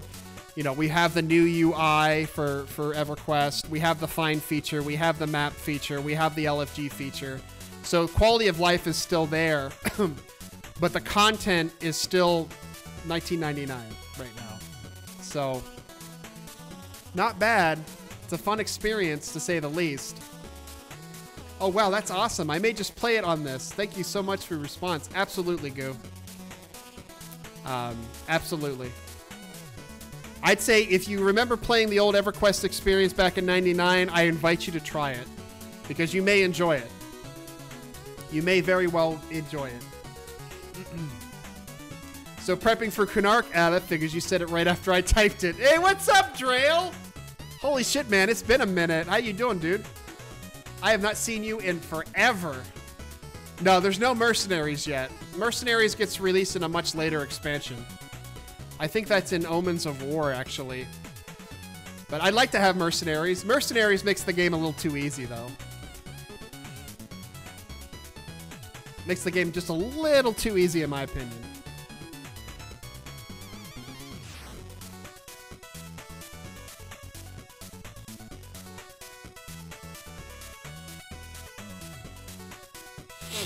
Oh, man.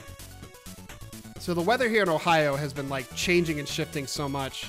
Last week, we were in the 20s and 30s, and now we're in the frickin' 70s and 80s. It's ridiculous. Not happy. Mercs killed a non-rating clerics. They did. Clerics just became obsolete at that point. Also, Darton Weeple, welcome to the stream, dude. But yeah, Mercs basically, non-rating clerics basically became obsolete. Nobody needed a cleric anymore, and basically clerics could be just DPS at that point. I'm also getting really low on health. But Mercs, I'm on, yeah, I think, is it Corv? This can't be Corv. That's not right, is it? I thought it was Coirnav, isn't it? This is the progression server, Darton. It's the new one. So yeah, it's Coirnav. They're only in vanilla experience right now, which is good enough for me. Of course, I'm looking forward to Luckling, because that's when Beast Lords come out, and that's when I get happy. Because I love Beast Lords. Beast Lords is my red mage of this game. They're very versatile, and they're pet classes, because I love pet classes. I gotta have a pet. I have to have a pet. I was soloing Ice Giants at 40 with Enchanter because Merc. Pretty much. You're not technically soloing, though, because you have a Merc. Right? Right? Coirnav, I'm Darton the Rogue. Darton, you're not even on right now. I'll add you to a friends list, though. I like making friends. We're now buddies. Yeah, what level are you? What level are you, Darton? I'm actually sporting a level 15 Shadow Knight. I have no health. Why is my health not going up, actually? Like, is my regen that bad? Oh, I'm on the test server parsing. All right. I'm almost to level, though. Look at that, guys. I'm going to be level 16 tonight. Oh, you're level 50. I'm only level 15. I'm only level 15. I'm just a little guy. I don't need handouts or nothing. You don't need to feel incentivized to give me handouts or anything. I don't need any of that. I want the old world experience. Yay for level 16. I actually get a new spell at level 16. I'm still LFG too, and nobody wants to LFG with me.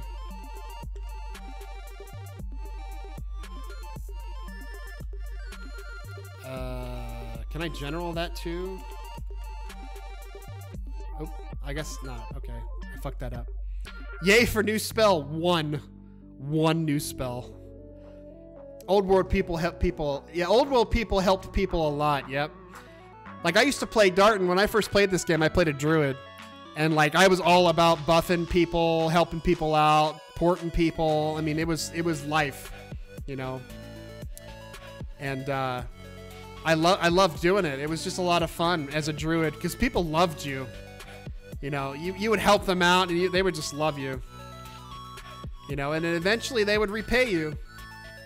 Down the road, they would level up and then you would run into them again and they repay your kindness. That happens sometimes.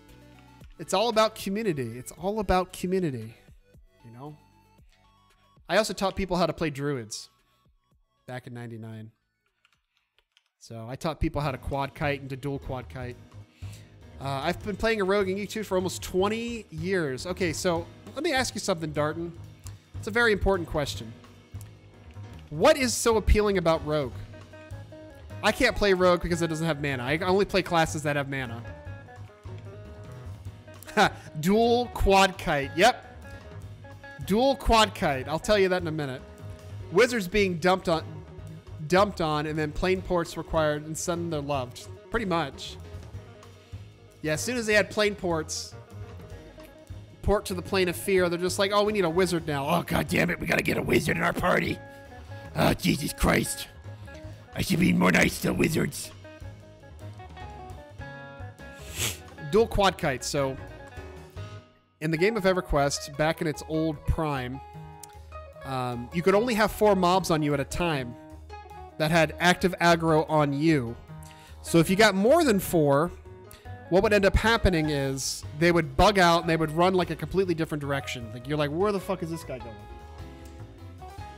So the trick was, druids would normally just quad kite. So you get 2 druids together, each of them pull 4 mobs, and then dump some damage into them, and then you get your 2 druids to stack together and walk in a similar path together, and then dump all of their spells into all 8 of them and killed much faster. That was dual quad kiting. Getting 8 mobs and hitting them all with your spells. It was delicious. I started with Rogue because I played Rogue in Dungeons & Dragons. Dungeons & Dragons, which edition? So you've been playing it for 20 years, so that would have been first and second edition. First and second edition. Rogues in 5th edition right now are broken, but we won't go there. I still don't have enough health. But Rogues in 2nd edition actually were not that good. The only things I have both 1st and 2nd. Okay, yeah, Rein's getting his nerd on. Yeah, when I talk nostalgia, old school gaming, old school RPGs, and tabletop RPGs, oh man, it gives me my nerd boner. I get a huge nerd boner. But 1st and 2nd edition Dungeons & Dragons, rogues were really underpowered. Like, you had to be, you could only get 1 hit in for sneak attack, and that was it. And it was only multiples of damage. Turrican, thank you for the follow, my friend. Thanks for coming to join us here for a little Rainstorm action and watching some EverQuest, talking some old school RPGs, and just having fun. Just having fun. Listen to some tunes, some jazz. Rogues probably weren't good in anything before WoW normalized bursty AF rogues, yeah. Now, rogues in DDO are a thing because they can disarm traps. And that's very handy. So rogues actually serve a really mighty role in Dungeons & Dragons Online. If you play Dungeons & Dragons Online, you'd play a rogue. You'd love it. Oh, so sniffy.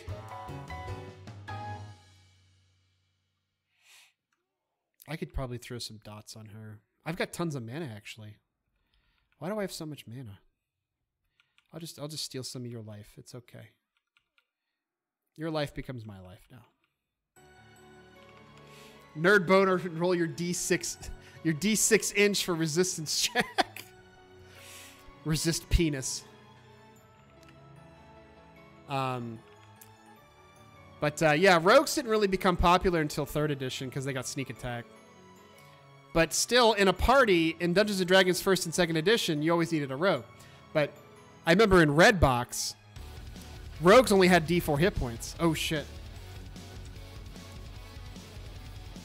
We got an MR group. That's what we want. Main room group. You got the inches joke. I did. D6 inches for resist check. I get your jokes, Strel. We've been hanging out for way too long now. I get your jokes.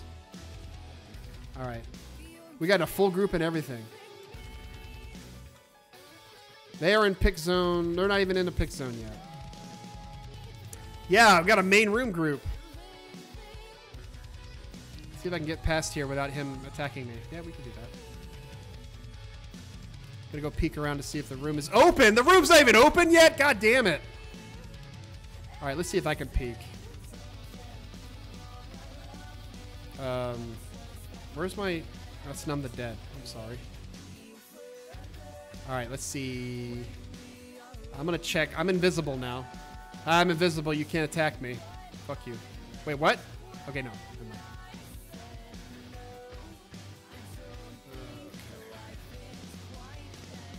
Yeah, it's not open in my group, so I'm not going to go here. So they don't even... They've got an MR group, but it's not even available. So why do they have an MR group? That's not an MR group.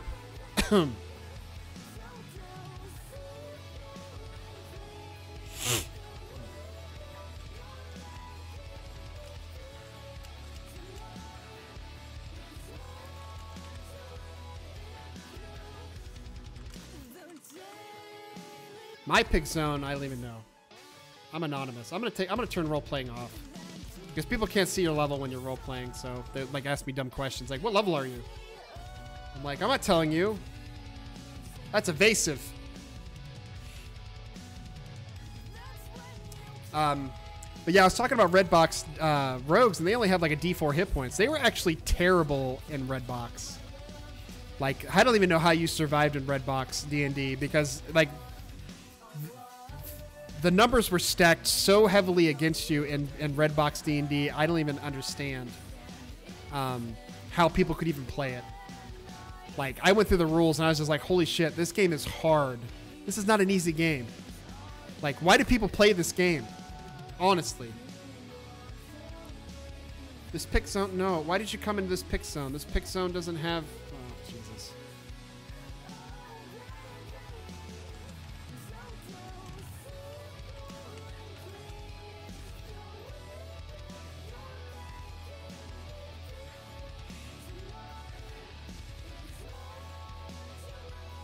Oh God, they're blue. They're lower level than me. Man, all my hopes were dashed in that one simple moment. That one simple moment of said, "Hey, let's do an MR group." Great, let's do an MR group. They don't even have an MR. So that's not an MR group. That's not an MR group. That makes me sad. That makes me want to cry.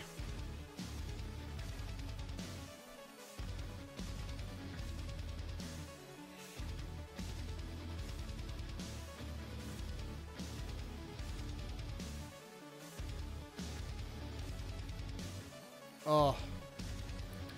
How we doing on stream time? 8:30. We still have an hour. I have a feeling, though, that we're not going to be able to level in this hour because we've got, you know, a couple people here that don't you know, you want to heal me at least? I mean, that'd be nice if you want to heal. I mean, okay. I guess it's too much trouble to heal me. That makes me sad. I'm just trying. I'm gonna try and tank for you. I guess not. Okay. I need more hit point items though. Like I have 529 hit points as a tank. That's not very much. I am gonna kill this guy though because he's bugging me.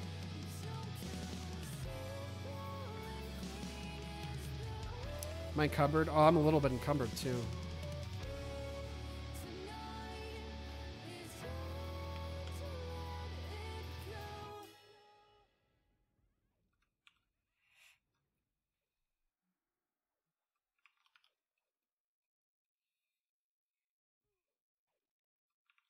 You can tank without a shield, right?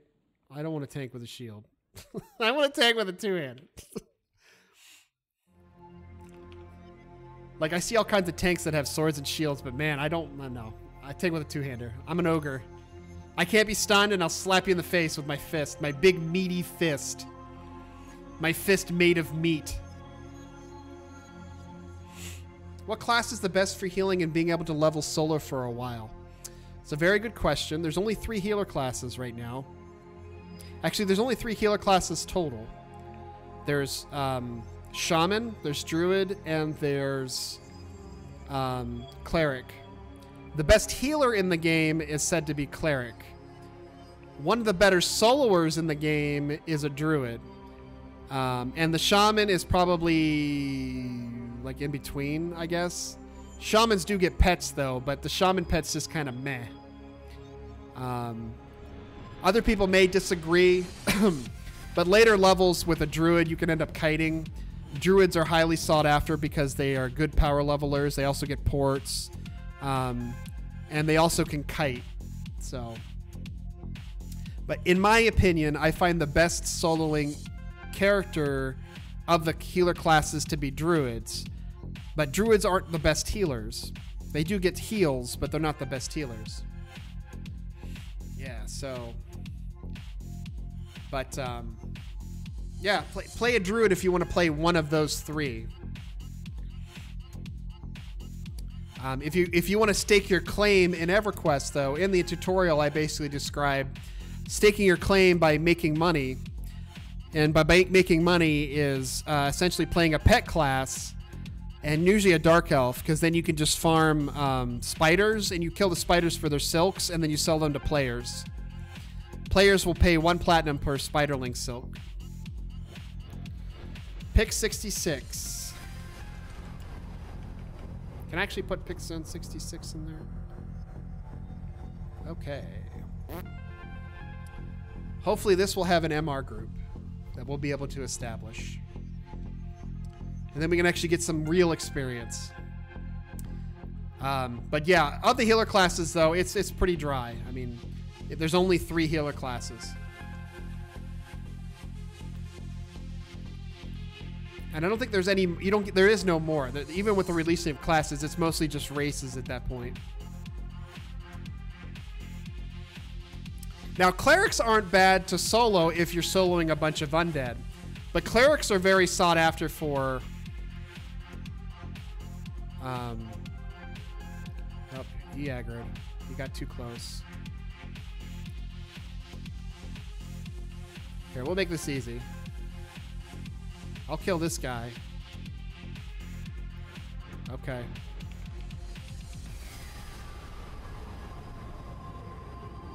I got aggro. Yay! We're in MR now. We did it. Everquest is based off of grinding and camps.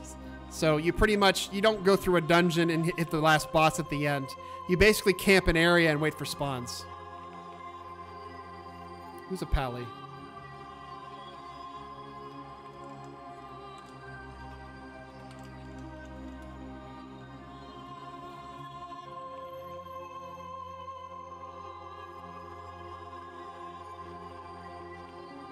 Oh, we got a bunch of, oh, look at this. We got a bunch of meat shields.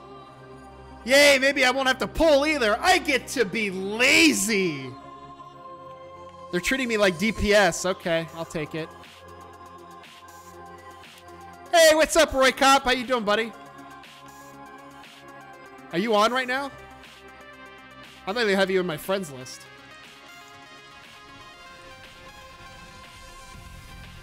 Now I have you in my friends list. We are now permanent friends.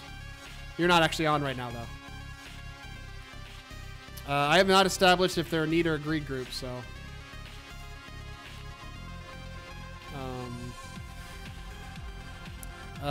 They're needing, so okay. It's now a need group.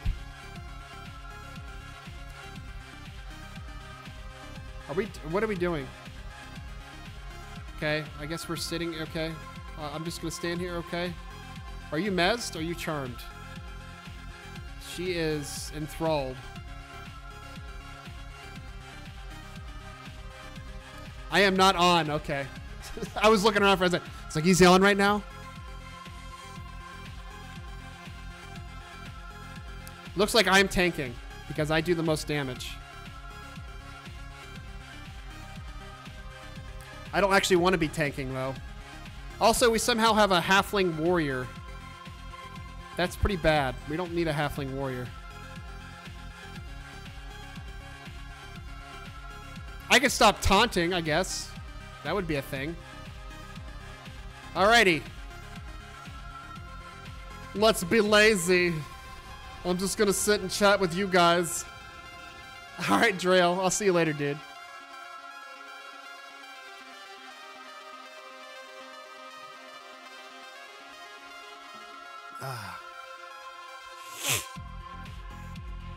What's funny is EverQuest got a lot of influence off of... Yeah, that's a good question. Who's actually Polar? That would be the Paladin.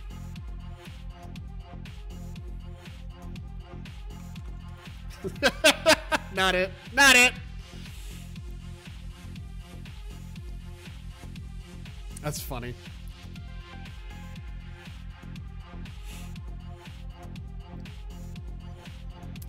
We just nominated Muffin to be the Polar.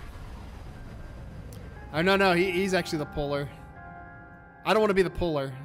I'm the lowest level here, so. But yeah, EverQuest got a lot of its influence off of Dungeons and Dragons, and the funny thing is on the reciprocation of it, when 3rd edition came out for Dungeons and Dragons, it actually got a lot of its ideas from EverQuest. So like it totally like flip-flopped. Because like there's a lot of spells you saw in EverQuest that were also in Dungeons and Dragons, and just the overall concept, you know, I don't know. It just seems kind of interesting.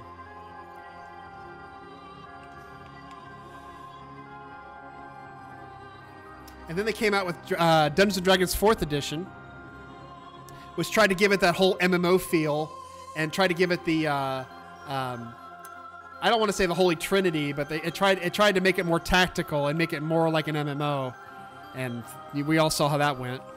It was horrible. It was a bad experience. Now, here's the funny thing. So, Dungeons & Dragons 4th edition wasn't bad. It wasn't Dungeons & Dragons. That's the problem. It was basically Shining Force pen and paper. That's how I best describe it. It was Shining Force pen and paper. Because it was a tactical game at the same time of trying to be a role-playing game, but it wasn't really a role-playing game at that point. It was all tactics-based. So if you describe it as something like that rather than actually being D&D, it works out. It also plays much better as a tabletop board game, like in Castle Ravenloft. They have the board game Castle Ravenloft. They actually have 3 board games, but they're all 4th edition based rules, and it works great in a tabletop board game. But anything else, no, it's not. No, it's bad. It's so bad. It's so bad. But that's what we ended up with. And then they switched their gears and changed it again for 5th edition. And now I hear they're working on 6th edition because they want to sell more books. However, Pathfinder is coming out with a new edition, which is going to be interesting. I'm hoping they fix a lot of problems with Pathfinder, but that's going to make a lot of their books obsolete, which they have a ton of books. But that's how these companies make money is rule sets and books. So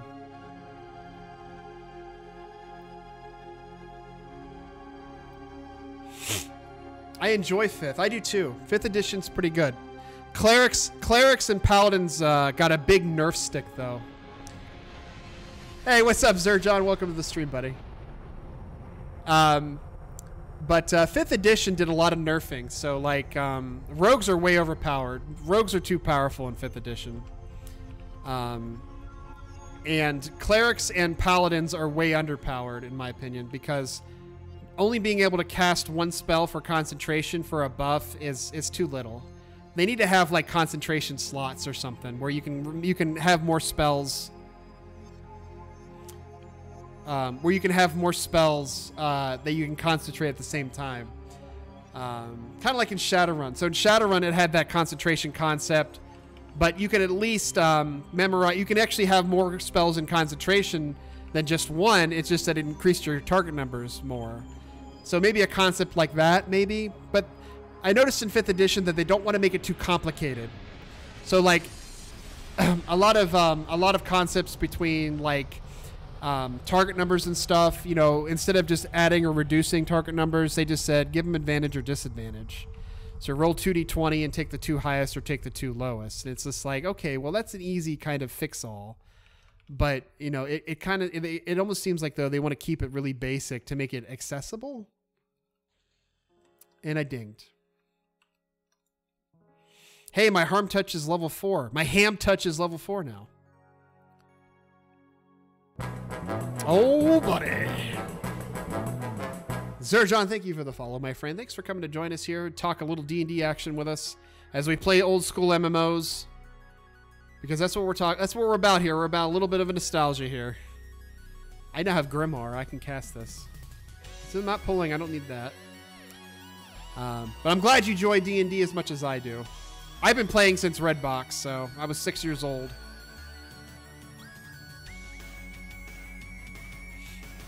Redbox is a lot of fun. In fact, I invite all of you who play D&D to play Redbox. It's hard to get the books, but you can get PDFs online. It's nothing like any of the Dungeons & Dragons you've played, though. It's an experience. It's an experience. It's like playing an old school MMO. It's like playing an old school MMO.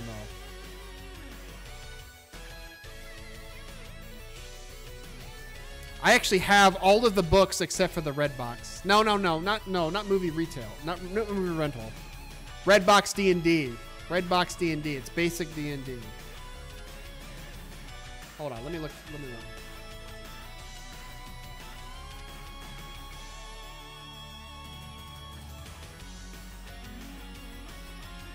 Dungeons & Dragons basic set, which came in a red box.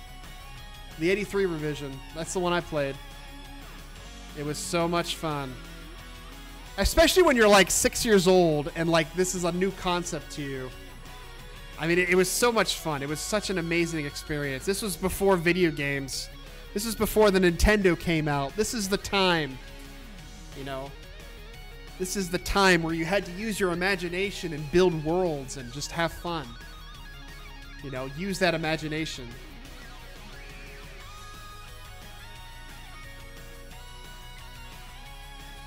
Yeah, the dragon looks jank as fuck because it was drawn by a non-artist. Somebody who's not really good at art. But look at the artwork on the artwork. I love the artwork on the Ren Dungeons and Dragons book with the dragon and the warrior with the sword. That is epic to me. That is an amazing picture.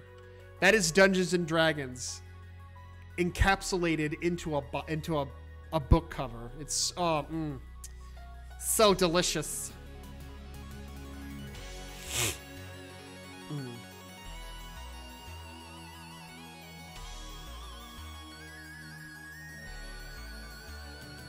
I have a bunch of crap.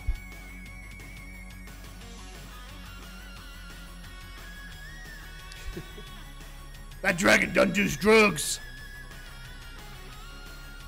But hey, we made it to level 16. Ding, baby. Ding, baby. We'll do a little fanfare, too. Actually, we can't hear it over the music, so fuck it.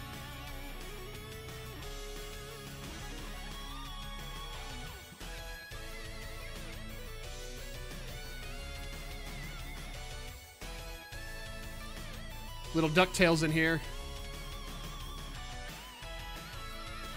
Which, by the way, they did do a remaster of with the original voices, which was pretty impressive. It's a sad day, though, that Scrooge McDuck actually died. He passed away this year, I think. This year or last year. Sad days. No more Scrooge McDuck.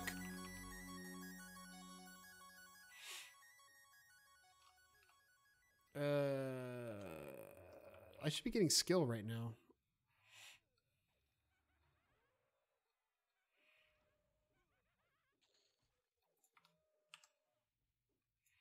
Oh, we got a family of happy people here.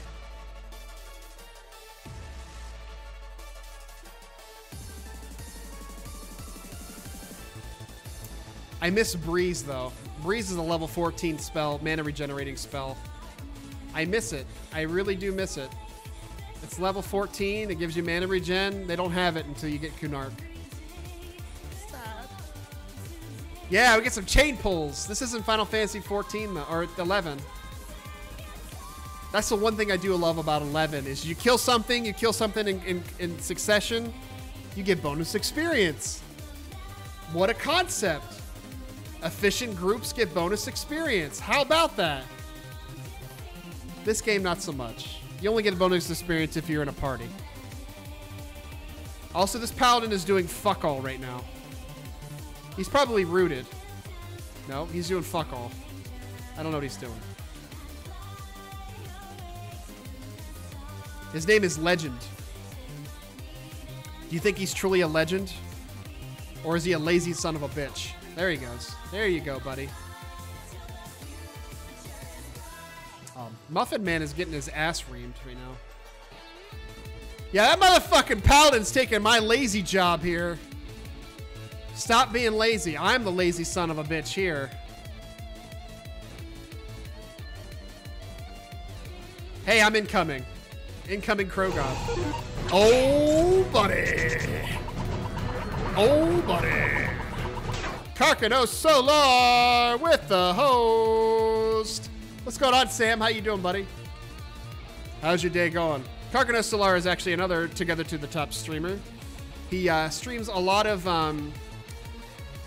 console-based RPGs, and Forza is the best way I can describe it. And he also does League of Legends. He also has a Final Fantasy marathon coming up. If those of you who are interested in Final Fantasy and love Final Fantasy, he's going to probably play all of them, right? So I'd say check him out. Check him out, my friends. You will not be disappointed. Also, Sam, 1 to 15, yes. Also, Sam, how was your stream, buddy? You were playing League of Legends, I think. I was hosting you, so I don't remember.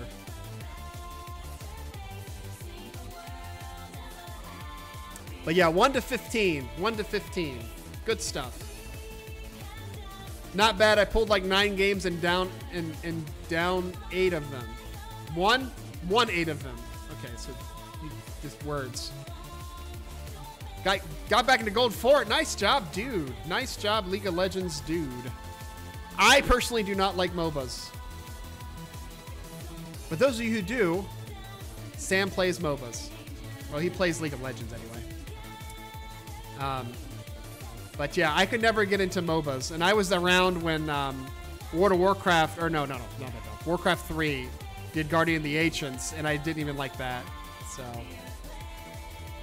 the birthplace of MOBAs. What's going on, Atheist? How you doing, buddy? What's going on with your bad self? What's going on with your bad self? How are you, man? How are you, man? Yeah, people love Everquest. Actually, we've been sitting and chatting and chilling and talking about Everquest and talking about old school MMOs, old school RPGs, nostalgia. Nostalgia is the topic of today. So, nostalgic RPGs, which Sam will be playing eventually. Speaking of which, Sam, when is that actually starting? When are you starting your marathon? Tomorrow, though, I'm going to be going into town and try to buy Tales of Vesperia or Blue Dragon.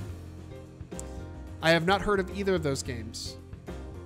I did buy a game recently, though. I don't have it unpacked here, but I got Lunar 2 Eternal Blue on PlayStation. It cost me $60, but goddamn was it worth it. I loved Eternal Blue. And I just peeked in somebody's heart right now in their nostalgia jitters that Eternal Blue was probably their favorite MMO, or not MMO, favorite RPG on the Sega CD. Oh, there's my pet. Where the fuck did he go? He was just chilling out. I know Amo likes Eternal Blue. The music in Eternal Blue was so good. The story was pretty good. I enjoyed the story. And the combat was pretty good too. I liked the spatial combat, so. But yep, I got it on PlayStation. I have played a little bit of it, and it is fun. It's still fun to me. But I don't remember, and most of you can confirm with me on this, but I don't remember video games being that hard. But I don't know. I mean, let's be real. I was watching people stream Secret of Mana, and I saw people struggling with playing Secret of Mana, and I was saying to myself, I don't remember this game being this hard.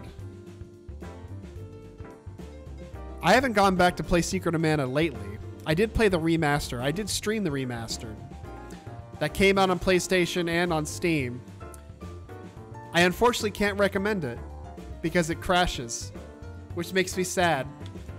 The music in the game is phenomenal, though. I love the music.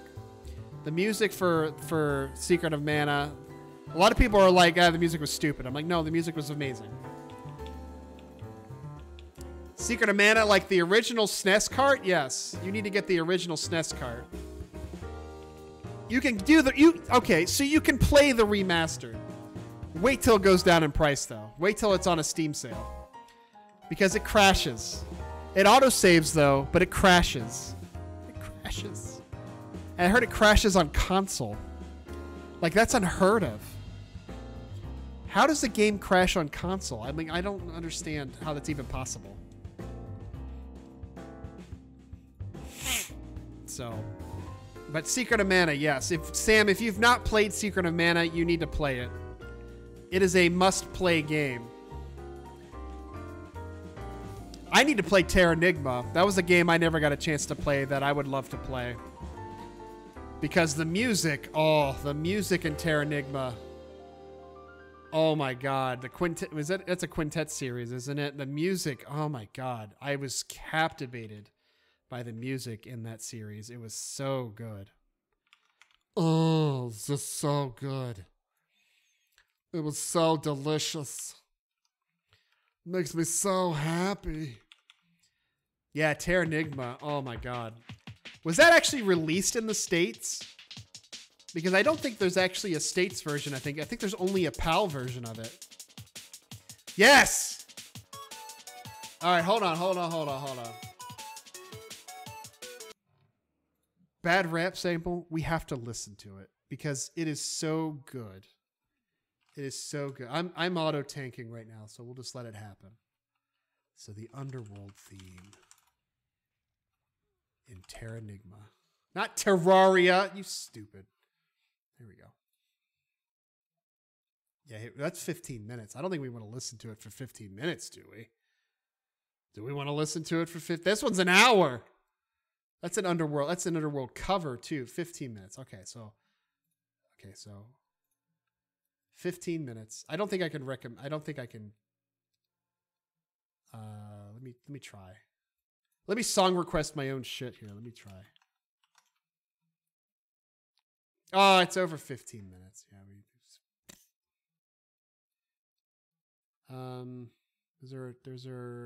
no, I stopped extended. Okay, here we go. This is only 2 minutes though. Okay, let's see if this is it.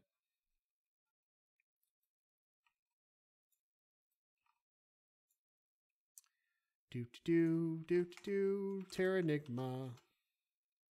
There it goes. Okay, I think this is the song. This should be the song. Let's go ahead and skip. Yeah, here it is.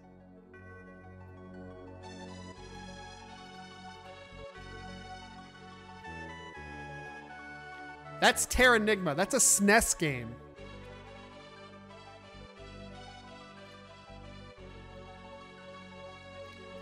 Beautiful song. Quintet outdid themselves with this song. It's such a damn good song. Like, I fell in love with this game with this one stinking song.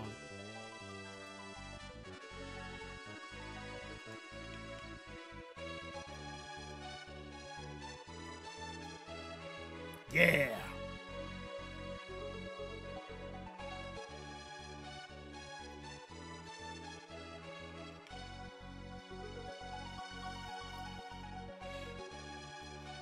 Need to work on the docs for the damn Final Fantasy Marathon. Get to it, man! Did you tell me when you're actually starting it? I don't think you told me. When are you starting the marathon? I can't move, I'm rooted. Okay. Okay, we pulled this guy. I can't reach him.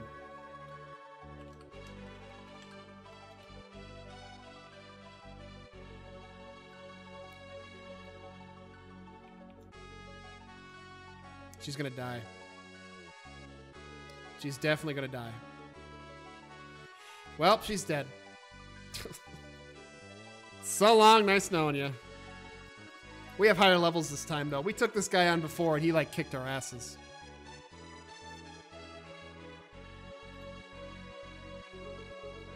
I don't even know if I'm hitting this guy.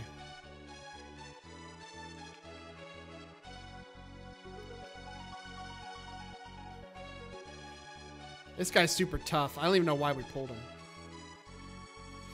No one has really spoken, so I might do as the same last year with a few new ones.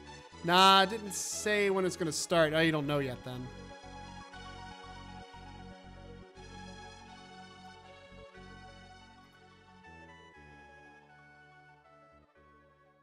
All right, I'm going to steal that. I'm going to add that to my actual playlist. And let's play it again.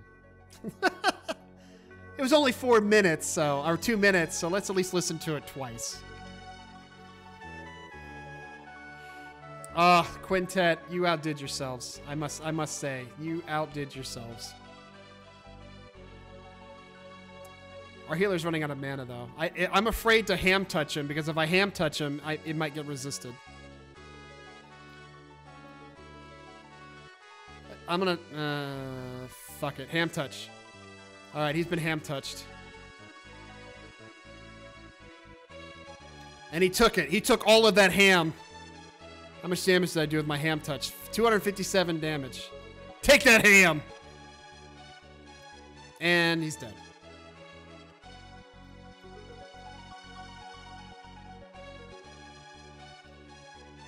Hey, we got a druid here that's looking at me. Ham. Irma. They might be in my stream. They might be stream sniping me.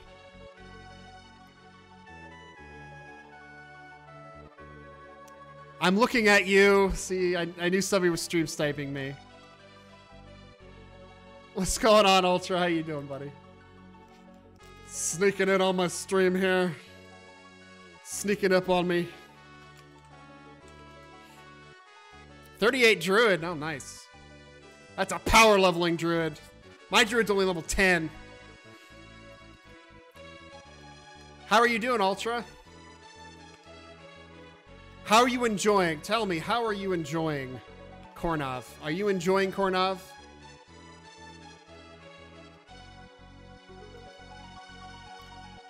Me personally, I am really enjoying it. I love the old school feels.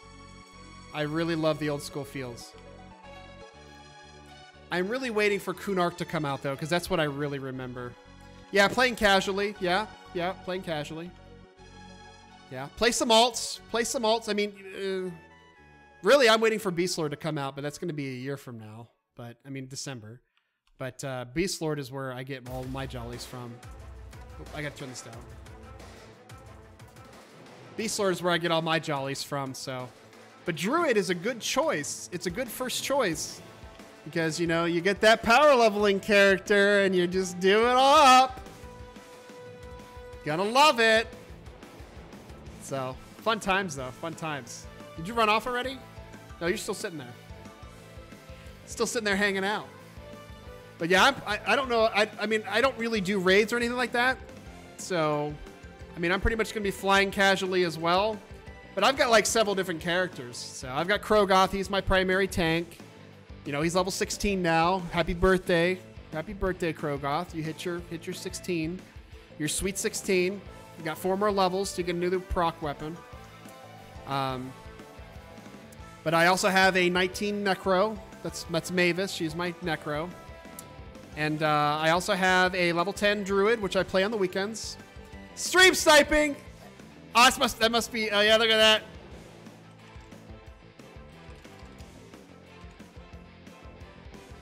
Level's your... what level is your cleric? Is that the cleric? Oh, that's your paladin. Yeah, level 23 paladin. Nice, dude. Dude, I'm catching up. Dude, I'm catching up to you, man. I'm a level 16 Shadow Knight. Am I blue to you yet? We can group together? You wouldn't get much experience. Yeah, 23 Paladin. I'm going to add that. Friend Notorious. Friend Emra. I'm just adding you guys to my friends list. I'm green to you. It still means we can group. We can still group at green. I think you'd still group at green. As long as they con to you, not gray, that you could still group. But I wouldn't, I wouldn't want to group with you like and take all your experience or nothing and just like be a leech. That's not what I'm all about. I'm all about the real experience. The real experience. Yeah. Can't wait to get out of Run Rest. Can't remember MM, but I want to go there. I went to MM on my Necro at 19. This guy's got 2 on him. Yeah, we should kill this guy. Not the no, not him. Okay. There we go. Okay. Yeah, that's the problem about this like with the base game though. It's like vanilla. You have Unrest, MM, and you have Guck. This is the places that people go. I mean, that's it. So there's not a whole lot of dungeon content right now. It's pretty bad. Is this actually an item? Can I sell this? I can. Okay. Vanilla is kind of boring, yes. Oh, I haven't been to Kazakh room yet. Is it the new Kazakh or is it the old Kazakh? See, a lot of people hold on to, and it's funny because if you like got into this game with a bunch of friends, like you could do all kinds of shit. Like honestly, go to Befallen, you know. But like the whole chain of events in this game is pretty much people level up to 10. So you do like Orc Hill, you do CB, and then you go to Unrest, and that'll take you like to 28 or some crazy ungodliness. And then you go to Guck at like 28, 34, you know. And then you get to you get close to the 50s, and then you go to like Hole. You know, it's like there's a lot more places you can go. You can go to like Soul A, Soul B, you know. You've got Befallen. Nobody does Befallen, you know. There's so many dungeons and places you can go to. But all things Chris, welcome to the stream, buddy. Elguk is terrible. It's so boring. It's a lot of camping. It's a lot of camping items, you know, and that's the way camps work. Unrest is pretty bad though too. Oh my god, Unrest. It's like, it's a little painful, but it's just it is what it is. It is what it is. Ultra, thanks for stopping by. Oh no, you're still here. You're hanging out. Okay. I'll keep you protected. How's that sound? Of course, you'll probably keep me better protected than, you know, because you're 38 and they're like all green to you. Gray to you. Magina, Permafrost. Permafrost is great. It's great leveling in Permafrost, especially when you start killing frost giants. Runny Eye, Split Paw. I don't know if they have the Warren. Do they have the Warren in Otis? Because the Warren, that had a ton of mobs in it. The Warren was incredible. That's the place to be. But the Warren got released later. It got released into expansion, I think. So I don't think it actually exists. Pick something. There you go. I enjoy Fireplace with a good group, but MM Bridge is fun if you have magic resist. Yeah, you need to have a lot of magic resist for MR. Okay, we need to save our enchanter because she's getting. Okay, let me just rip aggro right off. Come on, stop it. Oh my god. There we go. Now I'm tanking. I am Krogoth. I am tank. Magic resist. MR is magic resist. In MM, a lot of things cast magic spells and stuff, and it's good to have magic resist too. I should probably attack. You need magic resist for things, so. See, this is why SKs are good tanks, is because you can rip aggro from things. Just cast your darkness spell and you're good to go. But yeah, I don't really know of a place that I like to actually camp in. Oh, hey, he dropped a bronze pauldron, but it's small. It's a small bronze pauldron. All right, let me help this guy out here. It's a small bronze pauldron. Bronze is really heavy too. But if I win it, I can give it to my bard. Yeah, I have a bard too. He's level 10. Oh, snap. I forgot I had a bard. Roots and stuns will hinder and disorient pulling. That sounds like a tooltip. Oh, buddy. All thanks, Chris. Thanks for coming to join us here and talk Everquest shop with us. And thanks for the follow, my friend. I hope you enjoy retro RPGs as much as I do. Let's just make sure this halfling doesn't die. Can I use that? Well, actually, it gives a hit point buff. I mean, I don't have any rings. I have one. I have a jagged thingy. If you want to give me free rings, I'll take a free ring.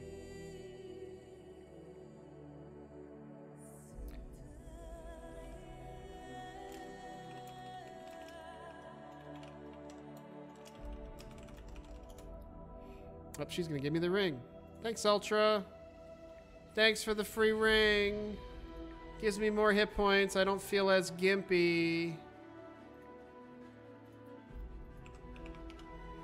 My old song. I love this song. This is your song, Kark.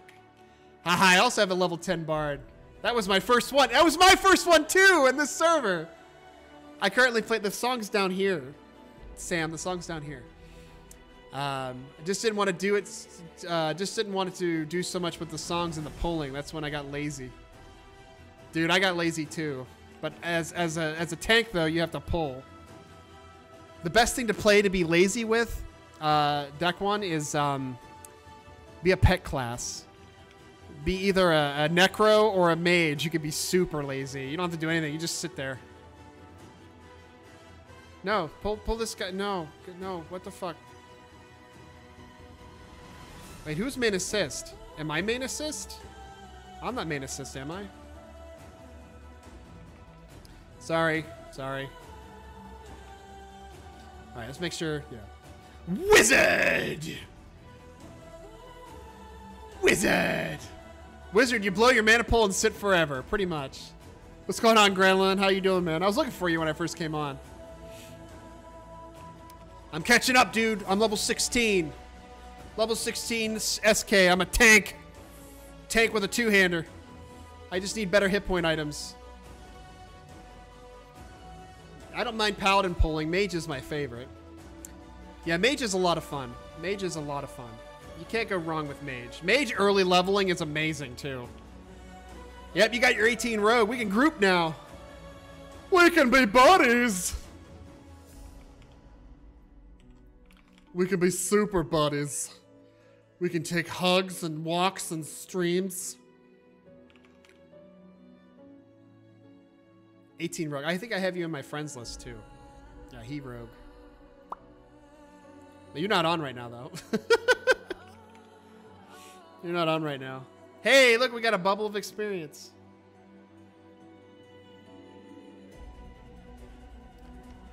A booble. A booble.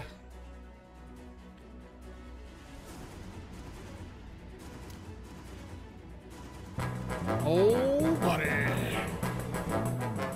Ultra85, thank you for the follow, my friend. Thanks for coming to hang out with us literally, not figuratively, but literally you're hanging out with us right now in our little EXP group. And also thanks for the ring, but also thanks for the follow. I really appreciate it. I'm glad you're enjoying Coirnav as much as I am, as far as with the experience in a casual way. In a casual way. So, fun times to be had here on good old Progression server.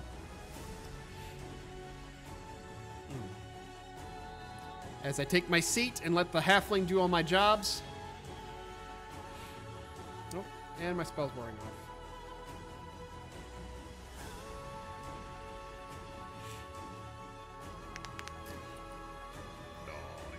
Also, for those of you that are tuning in, on Sundays, I do a Jolly Co-op with Omega Blade X, and we play our level 10 characters. I have a level 10 Druid, and he has a level 10 Cleric.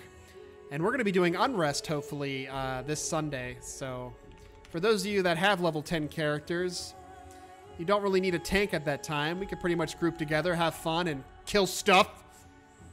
Yeah. But we're all about making friends in this game, so it'll be a fun time to be had for sure. If not, nobody shows up, we'll probably end up making up our own group and doing things, so. But I know Roy Cop's been joining us, but he needs to catch up. I need to help him catch up at some point. Sam, when are you getting back from Kitties? So July, okay. So July is the date. July, you'll start your Final Fantasy marathon, which is going to be so exciting because you get to start with Final Fantasy 1. For Final Fantasy 1, though, Sam, this year, you should play the iPad version because you have mana in the first Final Fantasy.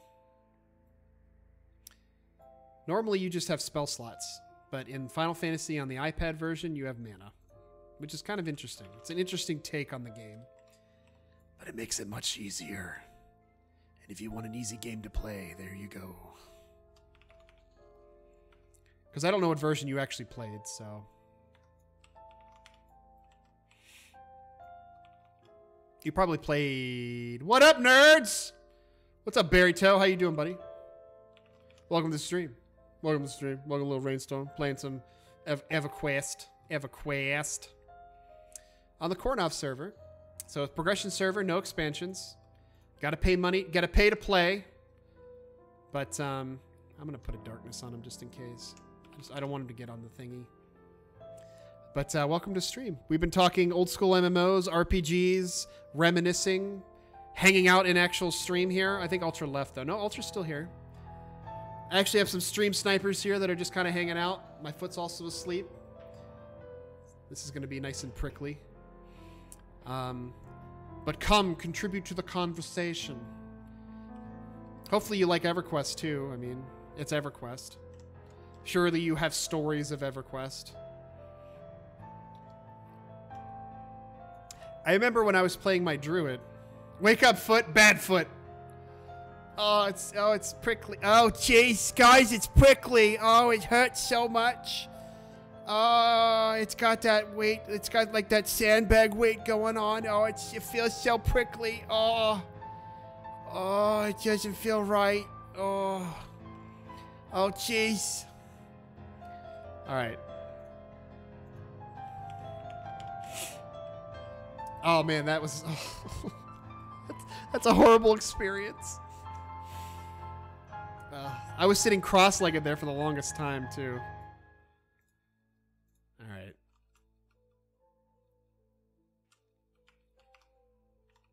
Oh man.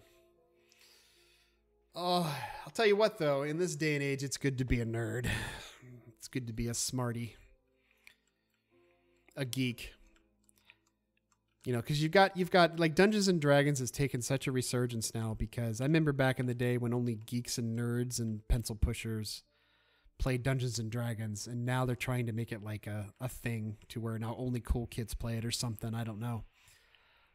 But really the experience of Dungeons and Dragons is the experience of world building with a group. It's collaborative storytelling, and that's where if you ever get into a Dungeons and Dragons group and you get into a collaborative storytelling, that's when Dungeons and Dragons becomes, I don't want to say real because that'll sound weird, but That's when the magic happens.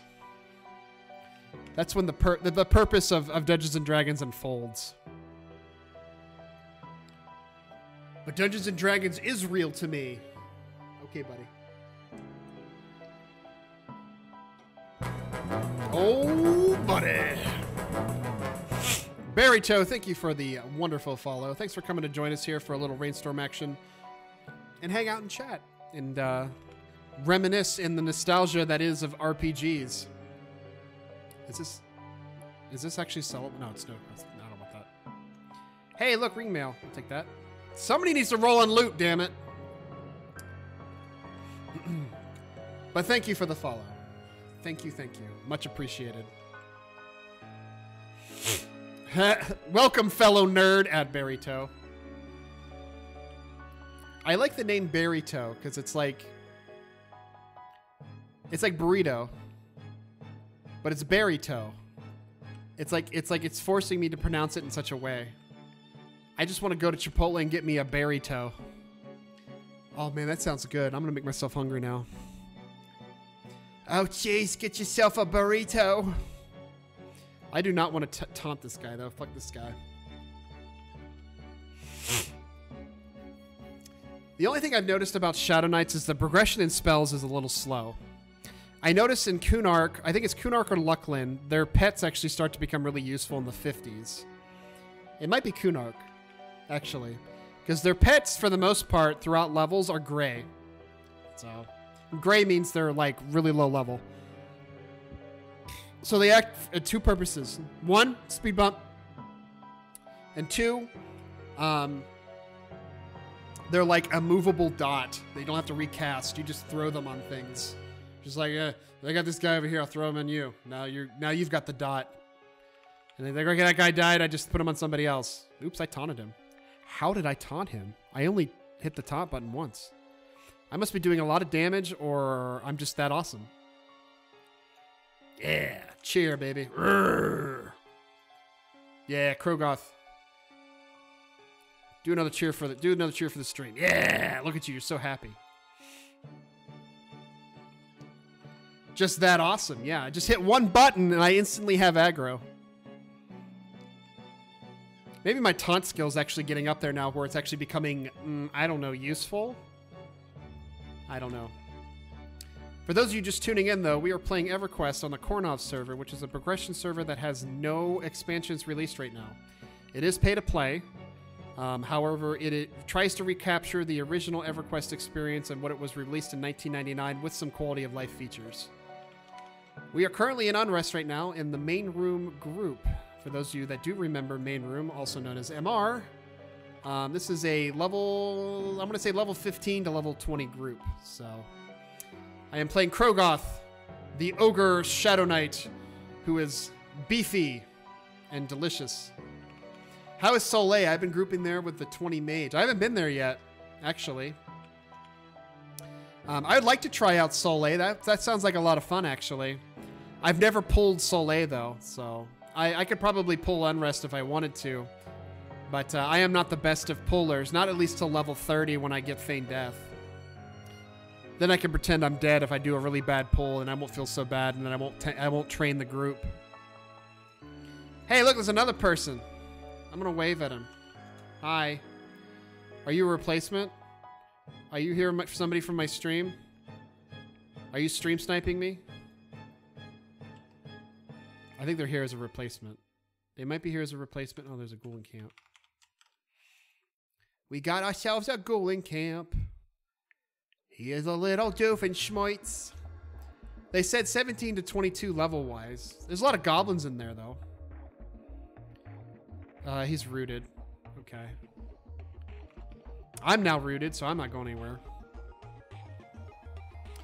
Have fun helping him out. I'll throw my pet on him. Actually, my pet can't hit him. my pet doesn't have magic weapons. You need magic weapons to hit undead. At least the ghouls, anyway.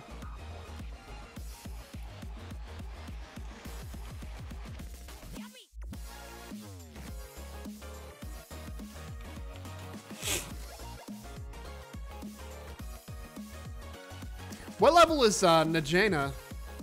Let me type that out for you. Najena. Is that it? What level is that dungeon?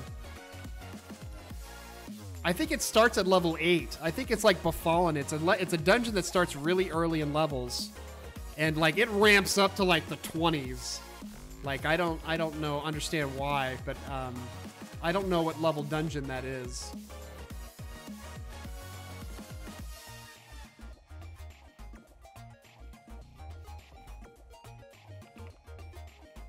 And I have aggro. Okay, I don't have aggro anymore. I'm just DPS here. I'm lazy. I liked High Pass Keep. So I remember doing High Pass Keep as a druid, as my first druid, back in '99. High Pass Keep was like the place to go to for the 20s. It was good for bronze and money. You can get bronze armor there, so it was really good. I did enjoy it.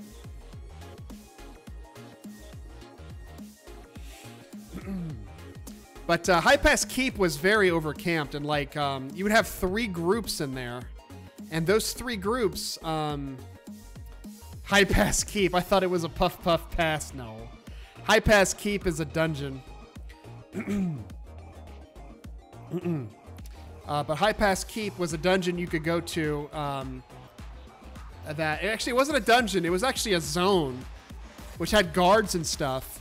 But you could kill the goblins in the basement or something like that. But there was like 3 camps, and like you would sit there for like 6.5 minutes, I think, for spawns, and people would do it. The groups did kill much slower back then. They did. I mean, it was a much slower game back then. You know, you didn't regen mana or health as fast. You had to basically sit there with your hands in your pockets, just like, yep, okay. Yeah, I had full bronze. I had full bronze on. I think at one point on my bard. The orange peel, yeah, because it's very orange brownish. It was not very. It was also heavy. So if you played like a wood elf bard, oh my god, you couldn't carry anything because you were carrying the bronze armor. You know, it was just so damn heavy. So, but yeah, that was one of the places people went to group, because I mean, because of pick zones, you know, there's no real high demand for an area, you know, because you can just pick zone it and then get into a different camp. But like back then, you had to find you had to spread out and like find places to farm, and one of them was High Pass Hold. You know, High Pass Hold was, or High Pass Keep was a place that people went to actually try to level, you know, because all the camps were taken up everywhere else. So you had to find a camp somewhere. And there's like over 2,000 people playing on that server. So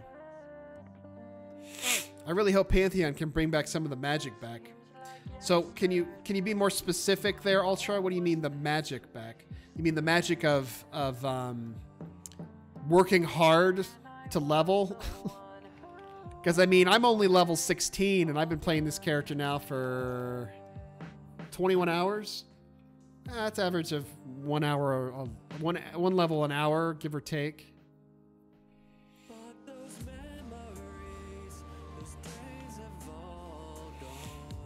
Some of the magic I want back is community. I want. That's one thing that Gemstone 4 did really well. It's a mud. Is that every class has a role, pretty much. Most classes do. And like, if you find treasure chests, you need to find a rogue or a wizard to open them, you know. Or if you die, you need somebody to res you, so you need a cleric. Or a cleric, yeah. If you got hurt, you need an empath to heal you. You know, if you need to identify an item, you need a bard. So every class had like a role in the game, so it actually built, it interwoven classes into a community. So it necessarily forced you to have to chat with people. But at the same time, though, I mean, it's a mud, so it's all text-based. It was all roleplay, too. And there was roleplay awards and stuff, and it was a lot of fun.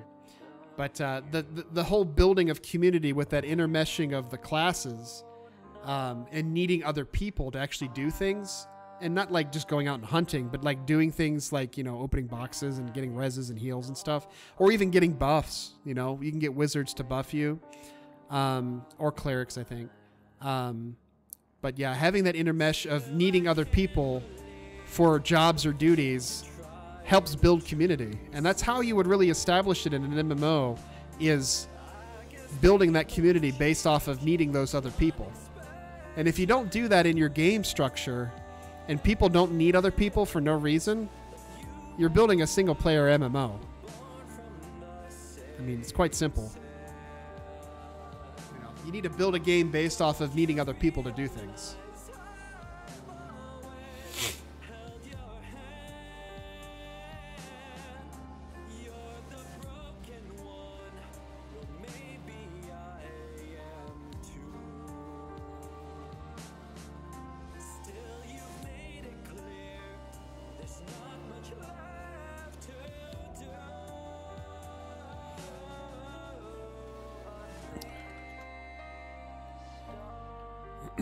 Oh man, I've been talking all night.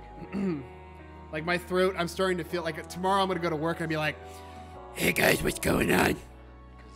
My name is Batman. Harvey dead, can we trust him?"